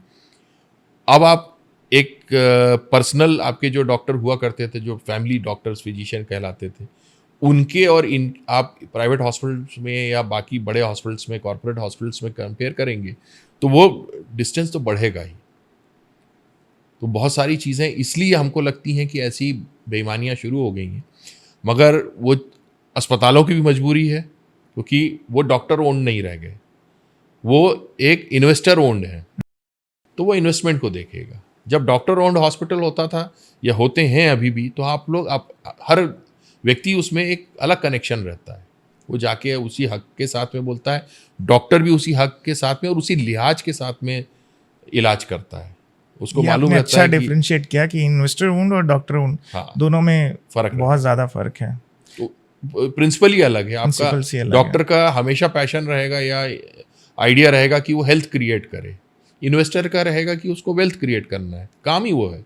तो वो अगर वैसा नहीं कर रहा है, वो हेल्थ क्रिएट करने में लगेगा, तो वो घाटे में चला जाएगा, वैसा है। और डॉक्टर भी अगर हेल्थ क्रिएट करने की जगह वेल्थ पे ध्यान देगा, वो डॉक्टर की भी प्रैक्टिस खत्म हो जाएगी। एग्जैक्टली। सर आपने कहा मोटापे पर, तो हम प्रोबेबिलिटी किस में देखें हार्ट अटैक का? मोटापे में जल्द से जल्द आ सकता है या फिर किसी पतले आदमी में भी? ये बहुत अच्छा प्रश्न है, और इसके लिए एक हम लोग कहते हैं वाई सिंड्रोम, यानी एक पुणे में डायबिटोलॉजिस्ट हैं याग्निक, और एक अमेरिका में डायबिटोलॉजिस्ट हैं यूटकिन। दोनों में याग्निक जी जो हैं, दोनों का बीएमआई सेम है। तो याग्निक जी को ज़्यादा बीमार माना जाता है, बीइंग इंडियन होने से नहीं, इसलिए क्योंकि हम लोग उसको कहते हैं थिन फैट इंडियन। वो दुबले पतले हैं, मगर उनमें फैट वो एग्जॉटिक स्टोरेज में ज़्यादा है, एग्जॉटिक गोडाउंस में ज़्यादा है। और वही जो वेस्टर्न पॉपुलेशन है, उनमें स्वस्थ जगह में फैट ज़्यादा है, यानी विसरल फैट या जो ऑर्गन में डिपॉजिट होता है, लिवर में, हार्ट में, ये वो इंडियंस में ज़्यादा है या साउथ ईस्ट एशियंस में ज़्यादा है, और वेस्टर्नर्स में कम है। सो मोटापा बाय डेफिनेशन, आपको नहीं मालूम हम कैसे डिफाइन करते हैं, एक आप आकार देखते हैं, स्वरूप देखते हैं, मगर फैट कहाँ डिस्ट्रीब्यूटेड है वो उसको नॉर्मल या एबनॉर्मल बनाता है। सूमो पहलवान पूरे फैट दिखते हैं, मगर उनमें विसरल फैट कम रहता है, उनमें अच्छा फैट ज़्यादा रहता है, उनकी आयु भी रहती है। उनकी डाइट आप कंपेयर नहीं कर सकते कि वो कितने किलो या कितने मन जो है फ्लैश रोज खाते हैं, मीट रोज खाते हैं, मगर वो स्वस्थ रहते हैं। सो मोटापा किस जगह फैट डिपॉजिटेड है उससे डिफाइन होता है। अगर वो आपके विसरल ऑर्गन्स में डिपॉजिटेड है, अगर वो आपकी आंत की झिल्ली में डिपॉजिटेड है, तो वो आपका इन्फ्लेमेशन बढ़ाएगा, यानी आपके वो बीमारियों को बढ़ाएगा। अगर वही आपके कूल्हों में है, आपकी जांघों में है, तो हो सकता है वो आपको उतना नुकसान ना करे। सर ब्लॉकेजेस जो 70-80% रहता है, तो मेडिकल साइंस से पॉसिबल है ये ब्लॉकेजेस कम हो जाए? बिल्कुल, बिना मेडिकल साइंस के भी पॉसिबल है। देखिए, ये तो घूम फिर के वही बात है कि आपके फैट को स्टोर करना है, क्योंकि बॉडी एक अकाल के समय के लिए स्टोर कर रही है। आप बीच बीच में अकाल का समय उसको दे दीजिए, वो फैट को यूज़ कर लेगी, आप ठीक हो जाएंगे। ये 70% का संख्या आई कैसे है? वो भी फिजिक्स से आई है। फिजिक्स में एक प्रिंसिपल है जिसको कहते हैं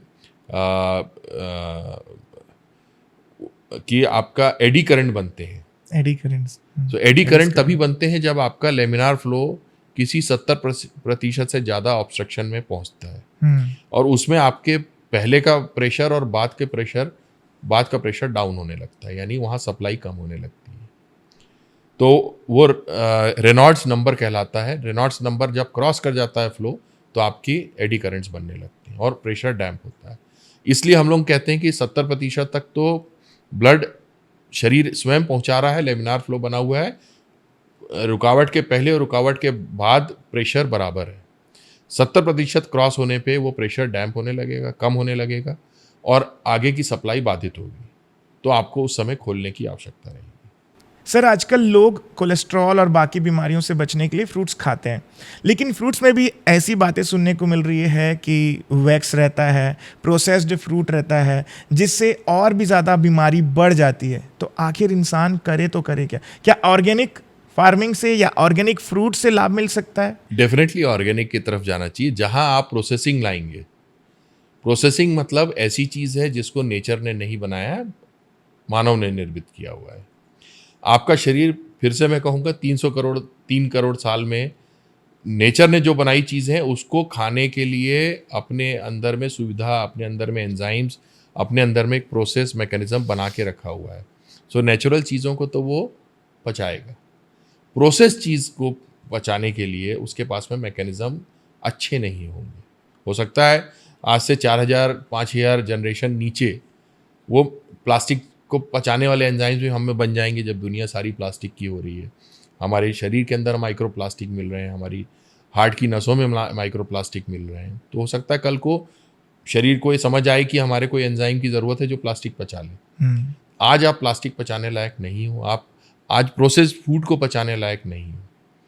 तो आप जब भी प्रोसेस्ड फूड लेंगे, चाहे वो एक ऑर्गेनिक एप्पल के ऊपर वैक्स की कोटिंग की हुई हो, वो आपको वैक्स नुकसान करेगा। फ्रूट का कहीं दोष नहीं है, दोष मानव की लालच का ही है, लोभ का ही है कि उसको 4 दिन और चलाने के लिए उसने कोल्ड स्टोरेज बना लिया, 4 दिन और चलाने के लिए उस पर वैक्स की कोटिंग कर ली, या उसको जल्दी पकाने के लिए उसमें केमिकल डाल दिया, या ज़्यादा अच्छा रंग दिखाने के लिए रंग डाल दिया, मीठा डाल दिया। तो ये जब भी आप कोई चीज़ प्रकृति की स्वरूप से बदलेंगे उसको, आप उस अपना नुकसान ही करेंगे। हालांकि मैं उसको मानता हूँ कि हम बहुत बड़ी नाव में हैं और हर व्यक्ति यहाँ उस नाव की लकड़ी को काट के अपनी छोटी नाव बना रहा है। तो छोटी नाव आपकी बन जाएगी, लेकिन बड़ी नाव एक दिन डूब जाएगी। तो अगर आप उस विचारधारा के साथ नहीं चलेंगे कि आपको बड़ी नाव को संजो के रखना है, सहेज के रखना है, तो आप अपनी छोटी नाव बहुत ज़्यादा तूफान नहीं सहन कर पाएगी। सर, दूध फैट फ्री मिल्क जो होता है उसे लेना सही है, या फिर नॉर्मल जो दूध वाले घर पे लाते हैं दूध, वो पी सकते हैं? दूध आप किसी भी तरह से ले सकते हैं। दूध भी एक तरह से काफ़ी हद तक एक संपूर्ण भोजन है, जैसा अंडा है, उसमें काफ़ी वो चीज़ें हैं। दूध बच्चों में तो मैं कहता हूँ कि हमेशा फुल टोन मिल्क में, यानी मलाईदार भोजन बच्चों को मिलना चाहिए 5 वर्ष की आयु तक, क्योंकि उनका ब्रेन उस समय विकसित होता है, शरीर विकसित होता है, तो उसमें न्यूट्रिशन की और एनर्जी की कमी नहीं होनी चाहिए, और वो चलायमान रहते हैं, दौड़ते भागते रहते हैं, तो उनकी एनर्जी खप भी जाती है। जैसे आप इस उम्र को क्रॉस करते हैं, आपकी चर्बी की मात्रा उसमें कम हो जानी चाहिए। सो मोटे तौर पे अगर आपको जो डिसाइड करना है कि आपका 40 से 50% कैलोरी रिक्वायरमेंट पर डे की, वो प्रोटीन से आना चाहिए, लगभग 25% के करीब कार्बोहाइड्रेट से आना चाहिए, और लगभग 15-20% के करीब फैट से आना चाहिए। तो आपके दूध का अनुपात भी फैट का इसी अनुपात में होना चाहिए, उसमें डली हुई शक्कर भी इसी अनुपात में होना चाहिए कि आपको क्या करना है। दूध से बेहतर पनीर है और दही है। दही सबसे बढ़िया भोजन का पार्ट हो सकता है, क्योंकि उसमें बहुत सारे बैक्टीरिया ऐसे होते हैं जो हमारे शरीर में, हमारी आंतों में बहुत अच्छा काम कर रहे होते हैं, और हम जीवित भी उन्हीं बैक्टीरिया के कारण होते हैं। अगर आप विश्वास करेंगे तो हमारे टोटल वजन का लगभग 51 से 53% हिस्सा इन बैक्टीरिया का होता है। आप अपने शरीर में भी 50% के भागीदार नहीं हैं, 50 से ज़्यादा प्रतिशत के भागीदार ये बैक्टीरिया हैं, जो हमको विटामिन डी देते हैं, विटामिन ई देते हैं, बहुत सारे विटामिन देते हैं, बहुत सारा खाना पचा के देते हैं, और बहुत सारे बीमारियों से हमारी रक्षा करते हैं। तो दही में वो सारी, फ्रेश दही में वो सारी अच्छे बैक्टीरिया होते हैं। अगर वो आप ले रहे हैं तो आपको प्रीबायोटिक, प्रोबायोटिक और ये सब चीज़ें हो, क्योंकि हमारा पारंपरिक भोजन में सब चीज़ें रही हैं। उस समय कोई नाटक नहीं होता था कि आपको विटामिन की गोली लेना है, या आपको प्रीबायोटिक लेना है, या पोस्टबायोटिक लेना है, क्योंकि वो संपूर्ण भोजन था। जब आप उस संपूर्ण भोजन से हट के आप ऐसे भोजन पे गए जो चीज़ से भरा हुआ है या मैदे से भरा हुआ है, तो आपको प्रीबायोटिक, प्रोबायोटिक और बाकी सप्लीमेंट्स की ज़रूरत पड़ने लगी। ज़्यादा मोटे तौर पे समझूं तो दूध कम लेना चाहिए, दही ज़्यादा, बिल्कुल, या पनीर भी ले सकते हैं। ओके। सर, जिम करने वालों के लिए कितना खतरा रहता है? जिम करने वालों के लिए बिल्कुल खतरा नहीं रहता है। जैसे ये भी, अब आप ये बताइए कि अगर आप बच्चा आपके घर में पैदा होता है, चलना चालू करता है, तो क्या वो पहले दिन दौड़ के सीढ़ियाँ चढ़ जाता है? नहीं चढ़ता। उसके लिए वो पहले 2 कदम चलता है, 2 कदम आपको हाथ पकड़ना पड़ता है, फिर वो 4 कदम चलता है, फिर वो दीवार का सहारा लेके चलता है, फिर वो गाड़ी रहती है लकड़ी की काठी, उसको लेके चलता है, फिर वो धीरे से चलने लगता है, फिर कुछ महीनों में, कुछ सालों में दौड़ने लगता है। जिम भी वैसा ही है। आपको पहले एक ट्रेनर का हाथ पकड़ना होता है, आपको अच्छी मशीनों का साथ लेना होता है, फिर आप धीरे धीरे समझते हैं कि किस वाली जगह पे मैं गिरा था तो मुझे दर्द हुआ था, उस बच्चे को दर्द हुआ था। वैसे ही आपको समझना रहता है कि ये वाला पॉस्चर में योगा मैंने किया, आपने अपनी रीढ़ की हड्डी की गैप बढ़ा ली, गर्दन की हड्डी की गैप बढ़ा ली। तो योग गलत नहीं है। जो आपने करा, जो आसन आपने किया, आपने अच्छे ट्रेनर से नहीं किया, आपने अच्छे गुरु से नहीं किया, तो आपने उसको गलत पॉस्चर लिया, उसमें शक्ति तो है, तो वो शक्ति आपको हार्म कर दी। तो ये शक्ति अगर आप एक घोड़े की सवारी अच्छे से करेंगे तो आप बहुत दूर तक चलेंगे, नहीं करेंगे तो आप उसी घोड़े की दुलत्ती खाएंगे। तो जिम तो बहुत अच्छी चीज़ है। किसी भी तरह की क्रिया, चाहे वो सैर करना, अगर आप जिम नहीं कर पा रहे हैं आप सैर करिए, आप सुबह शाम सैर करिए। गांधी जी का स्वस्थ रहने का राज ही ये था कि वो 7 किलोमीटर 12 किलोमीटर रोज चल लेते थे। उनका आप अगर उनकी जीवनी पढ़ेंगे तो बताते हैं कि जब उनको कोई मन में विचार है, कुछ सोचना है, वो पैदल घूमने चले जाते थे और देखिए कितने स्वस्थ थे। सर, नॉन वेज की अपेक्षा वेज वाले लोगों को खतरा कम है हार्ट अटैक का? ऐसा दोनों तरह से नहीं है। अगर आप साइंटिफिकली देखेंगे तो हम लोग प्योरली नॉन वेजिटेरियन है, क्योंकि हमारे दोनों तरफ कैनाइन है, वो दांत हैं जो मांस को चीरने के लिए काम आते हैं। हमारे आमाशय में, पेट में एक ही थैली है। जो लोग जो वेजिटेरियन होते हैं, हर्बीवोरस होते हैं, वेजिटेरियन तो नहीं कहूँगा, हर्बीवोरस जानवर होते हैं, नहीं शाक खाने वाले, उनके पेट में 4 थैली होती हैं। वो पहले जल्दी जल्दी खाते हैं, क्योंकि हमेशा आप हिरण को देखेंगे या गाय को देखेंगे, वो भयभीत रहते हैं कि कब शेर आ जाएगा, तो जल्दी जल्दी खा के एक थैली में वो घास को रख लेंगे।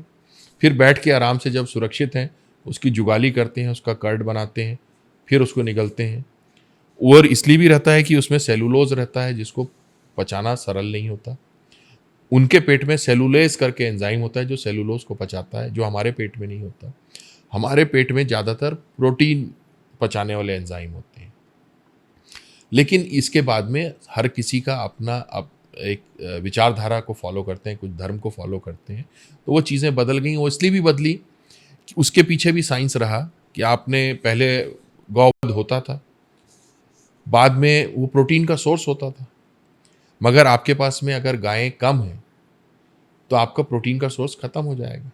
जब आप यमुना गंगा के तट वाले जो लोग थे जिनको खेती करके खाना मिलने लग गया, तो उनको प्रोटीन के दूसरे सोर्सेज मिल गए, तो उनको गौवध करने की ज़रूरत नहीं रही। तो वहाँ पे उल्टा कर दिया कि आप अगर गौवध करेंगे तो आपको पाप लगेगा। तो वो एक साइंटिफिक विचार के साथ में वो उसको धर्म ने नियम बना के अपना दिया। तो आज भी अगर जो लोग प्योर वेजिटेरियंस हैं, वीगन्स तो दूध वो भी नहीं खाते हैं, उनके लिए भी उपाय मौजूद हैं। क्योंकि आप आज आपके पास में सोयाबीन है जो प्रोटीन का दे सकती है, दाल है, बहुत सारी चीज़ें हैं जो उनके सब्स्टिट्यूट हो सकते हैं। सर, आपने कहा वीगन्स दूध नहीं खाते हैं, वो मैंने सुना है कि दूध अगर उनके कोई खाने में पड़ जाता तो उड़ जाते थे, छोड़ देते थे। वीगन मतलब कोई एनिमल प्रोडक्ट नहीं लेंगे वो किसी भी प्रकार से। अब इसमें भी बहुत सारी कंट्रोवर्सीज हैं। लोग इंग्लैंड में एग वेजिटेरियन माना जाता है, क्योंकि वहाँ पे डेफिनेशन जो संविधान से है वो ये है, जिस चीज़ से कोई जीवित जंतु निकल सकता है वो नॉनवेज है, और एग जो है अनफर्टिलाइज्ड एग रहता है, जो जिससे कुछ भी नहीं निकलने वाला था उसको वेज में मान लिया। हमारे यहाँ उस पर भी अलग अलग लोगों की मान्यताएं हैं। सो उसमें अंतर नहीं पड़ता, आप किसी भी मान्यता में रहें, आप स्वस्थ खाएंगे तो स्वस्थ रहेंगे। अगर आप वेज में ही पकवान खा रहे हैं तो आप रोगग्रसित हो जाएंगे, और आप अगर लीन मीट खा रहे हैं तो आप स्वस्थ रहेंगे। अब सूमो का मैंने एग्जांपल दिया था, सूमो की डाइट में तो कई किलो मीट रोज का रहता है, लेकिन वो स्वस्थ रहते हैं, वो एक डिसिप्लिन अनुशासन को फॉलो करते हैं। और अपने यहाँ मतलब इसमें कोई अंतर नहीं पड़ेगा आप क्या खा रहे हैं। छत्तीसगढ़ की हेल्थ की अगर अपन बात करें सर, तो ज़्यादातर युवा शराब की ओर अग्रसर है। कहीं ना कहीं यही कारण है कि हीमोग्लोबिन जो हम देखते हैं वो भी खून का गाढ़ा होना। लोग सोचते हैं हीमोग्लोबिन बड़ा है, 20 ग्राम है, चलो अच्छा है, शरीर बढ़िया है, लेकिन खून का गाढ़ा होना ये कहीं ना कहीं ज़्यादा अल्कोहलिक होना, ज़्यादा शराब का सेवन करना भी होता है क्या? यूजुअली अल्कोहलिक्स में खून गाढ़ा नहीं होगा। ओके। उसके 2-3 कारण हैं, क्योंकि अल्कोहल जो लोग पीते हैं उनका विटामिन B12 और अन्य विटामिन की डेफिशिएंसी भी उनको होगी। वो अच्छा खाना नहीं खाते, हम्म। क्योंकि जो अल्कोहल में धुत रहता है वो यूजुअली खाना मिस कर जाता है। तीसरा, अल्कोहल से पेट में छाले और अल्सर होने के चांसेस रहते हैं, वहाँ से रक्त का रिसाव और हीमोग्लोबिन कम होगा। हीमोग्लोबिन सामान्यतः 17 तक तो अच्छा रहता है। 17 के ऊपर या तो अनुवांशिक कारण होंगे, या वो व्यक्ति स्मोकर होगा, या वो हाई एल्टीट्यूड यानी ऐसी जगह जहाँ पे ऑक्सीजन की कमी हो, या उसका हीमोग्लोबिन अनुवांशिक रूप से खराब हो, उसकी जीन्स में जेनेटिक डिफेक्ट हो, तो ही 17 के ऊपर जाएगा। वैसी स्थिति में हीमोग्लोबिन के गाढ़ा होकर थक्के बनने के चांसेस बढ़ जाते हैं, तो उस व्यक्ति को इलाज की ज़रूरत होगी। आजकल बहुत अच्छे इलाज मौजूद हैं। ऐसे व्यक्तियों का बोन मैरो ट्रांसप्लांट तक का इलाज मौजूद है, जिसमें वो अनुवांशिक विकार को भी सुधार सकते हैं, और बाकी स्मोकिंग को गिव अप करना और ये सारी चीज़ें तो कर ही सकते हैं। सर, हम जितना मेडिकल साइंस में सुनते हैं ECG, TMT and along with that ECG, TMT and echo, ये तीनों प्रोसेस ज़रूरी है, लेकिन 70% ब्लॉकेज तक तो शायद TMT रीड नहीं कर पाता। उस केसेस में छत्तीसगढ़ या देश में अवेयरनेस क्यों नहीं बढ़ाया जाता? CT जो स्कैन होता है, उसका नाम कोरोनरी स्कैन, तो वो क्यों लागू नहीं किया जाता? क्यों ज़्यादातर नहीं प्रिस्क्राइब किया जाता? देखिए, CT एंजियो अभी का फैशन है। CT एंजियो ज़रूरत नहीं है। आपको ये मान के चलना पड़ेगा कि मेडिकल में क्लिनिकल सेंस आज भी सबसे ज़्यादा मरीजों को ठीक करता है, सबसे ज़्यादा मरीजों का निदान करता है और उपचार करता है। तो पहला जो आपका जहाँ से आप पकड़ सकते हैं पेशेंट्स को या फिल्टर कर सकते हैं, वो आपका पेशेंट से बातचीत है। उसके आगे 90% लोगों में जाने की ज़रूरत नहीं पड़ती। अगले 5% में ही कुछ इन्वेस्टिगेशंस की ज़रूरत पड़ती है, और इन्वेस्टिगेशंस के भी लेवल्स हैं। अगर हम सबका CT एंजियो कराने की सोचने लगें, तो एक परिवार में अगर 8 लोग हैं, तो हर साल 8 लोगों को हमको CT स्कैन कराना पड़ेगा। एक CT स्कैन यानी 500 एक्सरे के बराबर उसको विकिरण देना है, रेडिएशन देना है।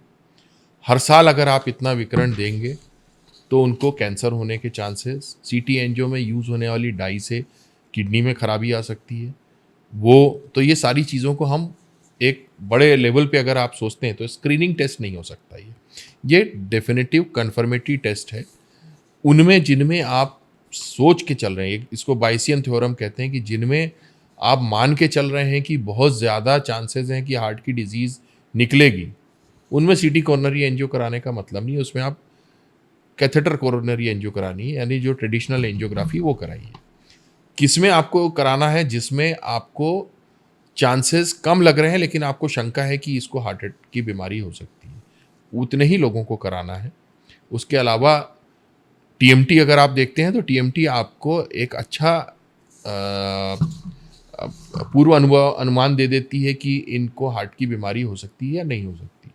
जो लोग अच्छा दौड़ ले रहे हैं, उनको अगर हार्ट की बीमारी है भी, और वो अपना काम पूरा परफॉर्म कर ले रहे हैं अपनी उम्र के हिसाब से, उनको इलाज की ज़रूरत नहीं रहेगी। डेफिनेटली कुछ लोग ऐसे होंगे जो 1-2% ऐसे बचेंगे जो सब चीज़ों में नेगेटिव रहे, फिर भी उनको हार्ट अटैक आ गया।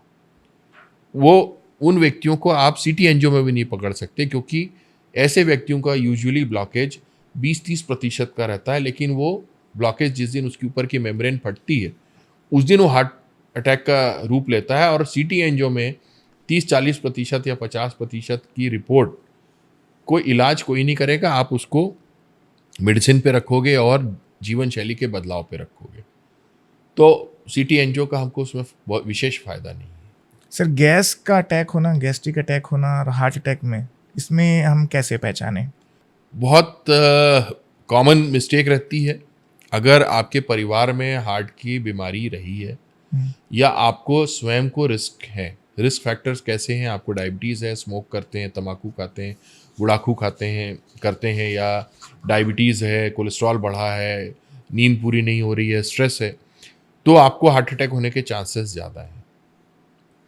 तो उनमें आप उसको गैस की डायग्नोसिस को नीचे रखिए, हार्ट की बीमारी को ऊपर रखिए। अगर ये सारे लक्षण नहीं हैं और आपके भोजन नहीं करने पे या भोजन करने पे आपको गैस हो रही है, तो आप उसको फिर गैस की तरफ सोचें।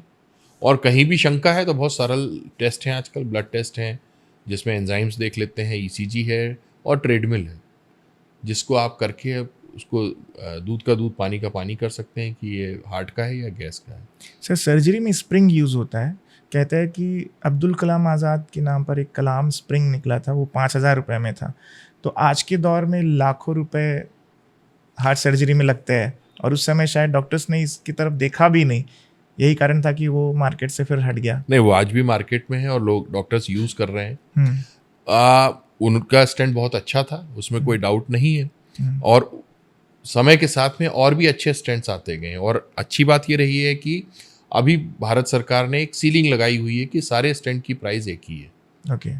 सो आज वो चीज़ हम किसी को नहीं कह सकते कि ये वाला स्टेंट लगा रहे हैं, ये वाला स्टेंट लगा रहे हैं, उनमें कोई अंतर नहीं, सबकी प्राइस एक हो गई है।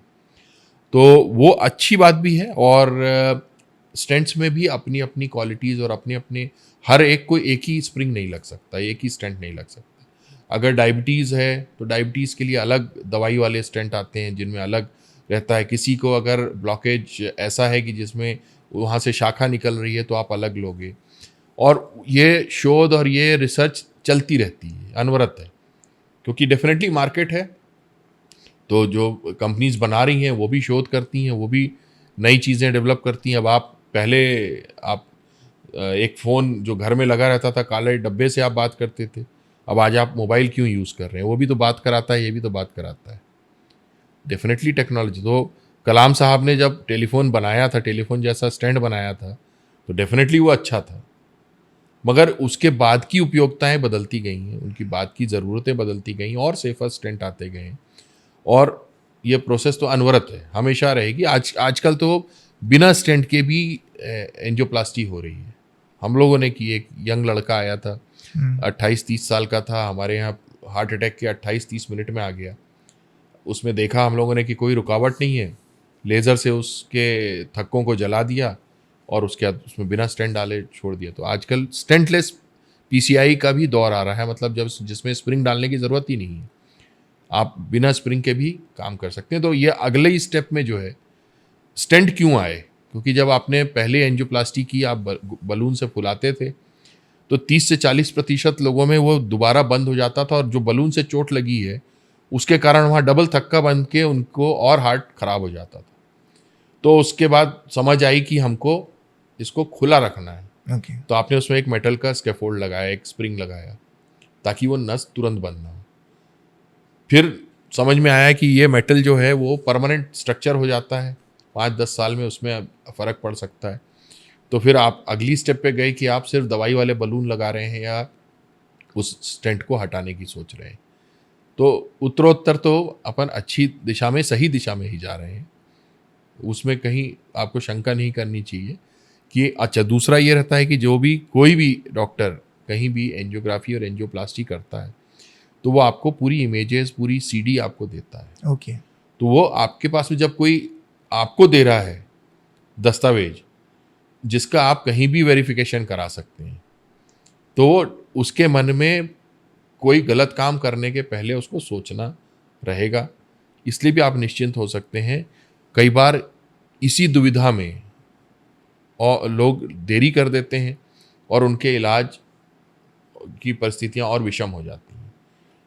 आपके लिए सबसे हार्टफुल ऑपरेशन कौन सा रहा? क्योंकि हमने सुना है कि 10 महीने के बच्चे का भी आपने हार्ट सर्जरी किया, और 102 साल, मतलब इंडिया में 5 ही ऐसे लोग थे जो 100 से ऊपर थे, और उसके बाद आपने 102 साल के मरीज का भी हार्ट का ऑपरेशन किया।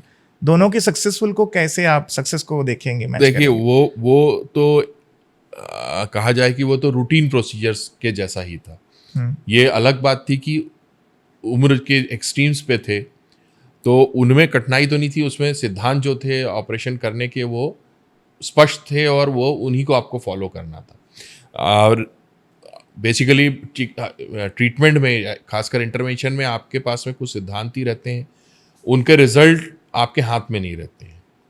कठिन में मैं कहूँगा, मैंने अपने पिताजी की जो है एंजियोप्लास्टी की थी, और वो शायद मेरे लिए सबसे कठिन ऑपरेशन था, क्योंकि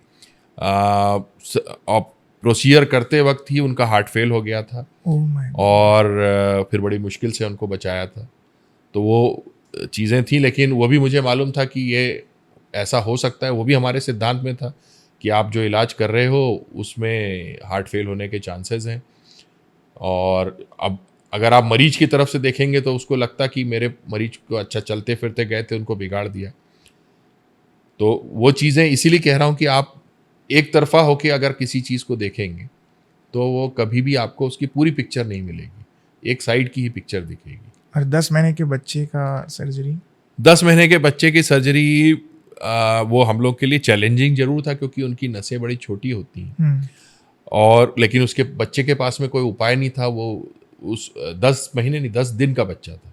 ओके, 10 दिन का 10 दिन का था। बच्चा था, तो 10 दिन के बच्चे में और कोई उपाय नहीं था। अगर हम नहीं करते तो उसकी मृत्यु निश्चित थी। तो करने में वो हमको, चूंकि यहाँ तो रिस्क हमको मालूम है कि अगर हम नहीं करेंगे तो मृत्यु निश्चित है।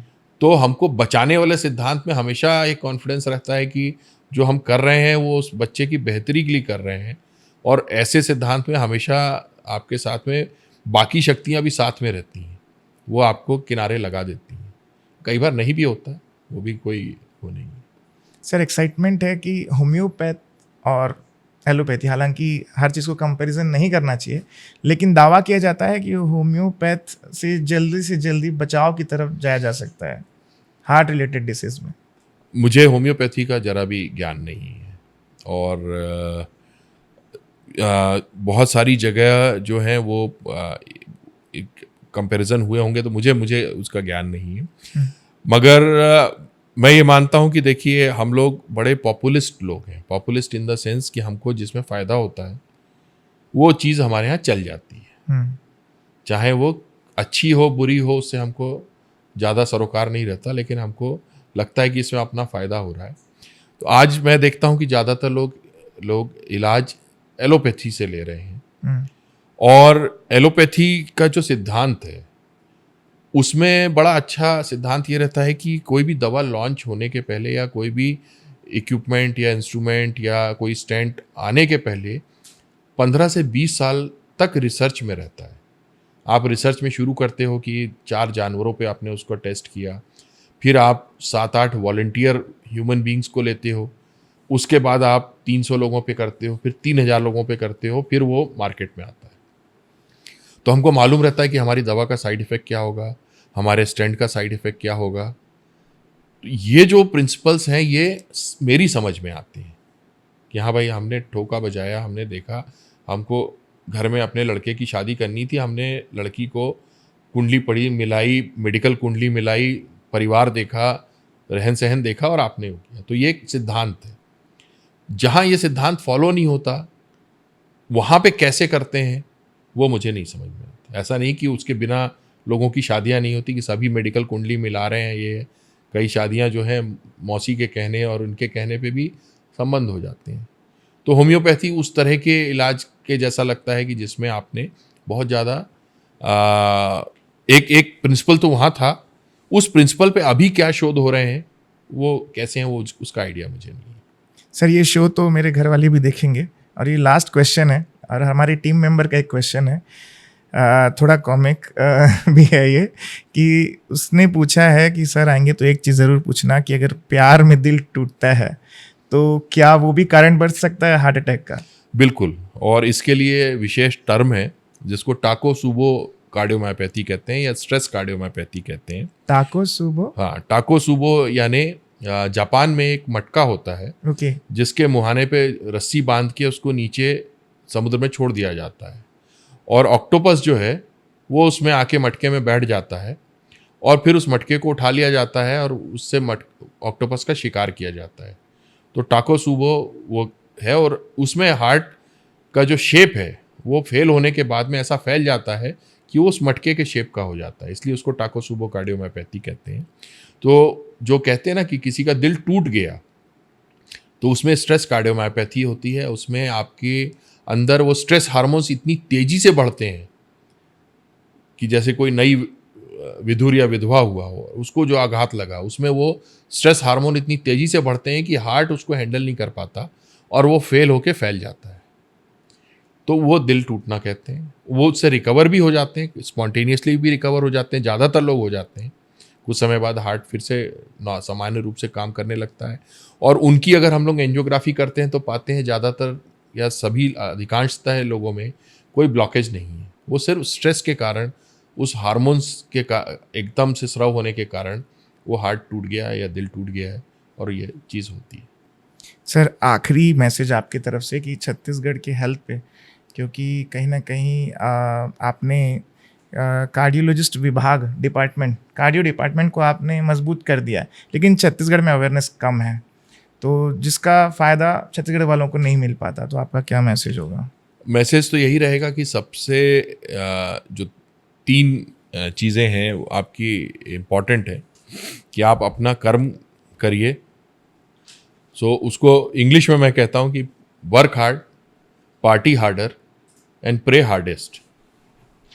यानी आप अपना काम खूब लगन से करिए, उससे ज़्यादा लगन से खेलने कूदना और परिवार से मिलने वाला काम करिए, और उससे ज़्यादा लगन से अच्छे से रहना, अच्छे विचारों को रखना, अच्छे नियमों का पालन करना, वो करिए।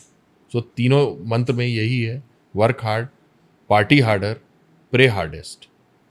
अगर इतना करेंगे तो आपको डॉक्टर की ज़रूरत बहुत ही कम पड़ेगी, और हम लोग भी फ्री हो रहेंगे कि हम अपने परिवार वालों के साथ ज़्यादा समय व्यतीत कर पाएँ। सर, थैंक यू हमारे शो में जुड़ने के लिए। आपने बहुत अच्छा मैसेज दिया, work harder, party harder and pray hardest. Okay, ये मुझे भी याद रह गया है, और ऑडियंस जितनी भी हमारा शो को देखती है, आप सोचिए कि फैमिली शो मैंने शुरू में इसलिए कहा था क्योंकि इसमें सारे वर्ग के लिए आंसर्स है।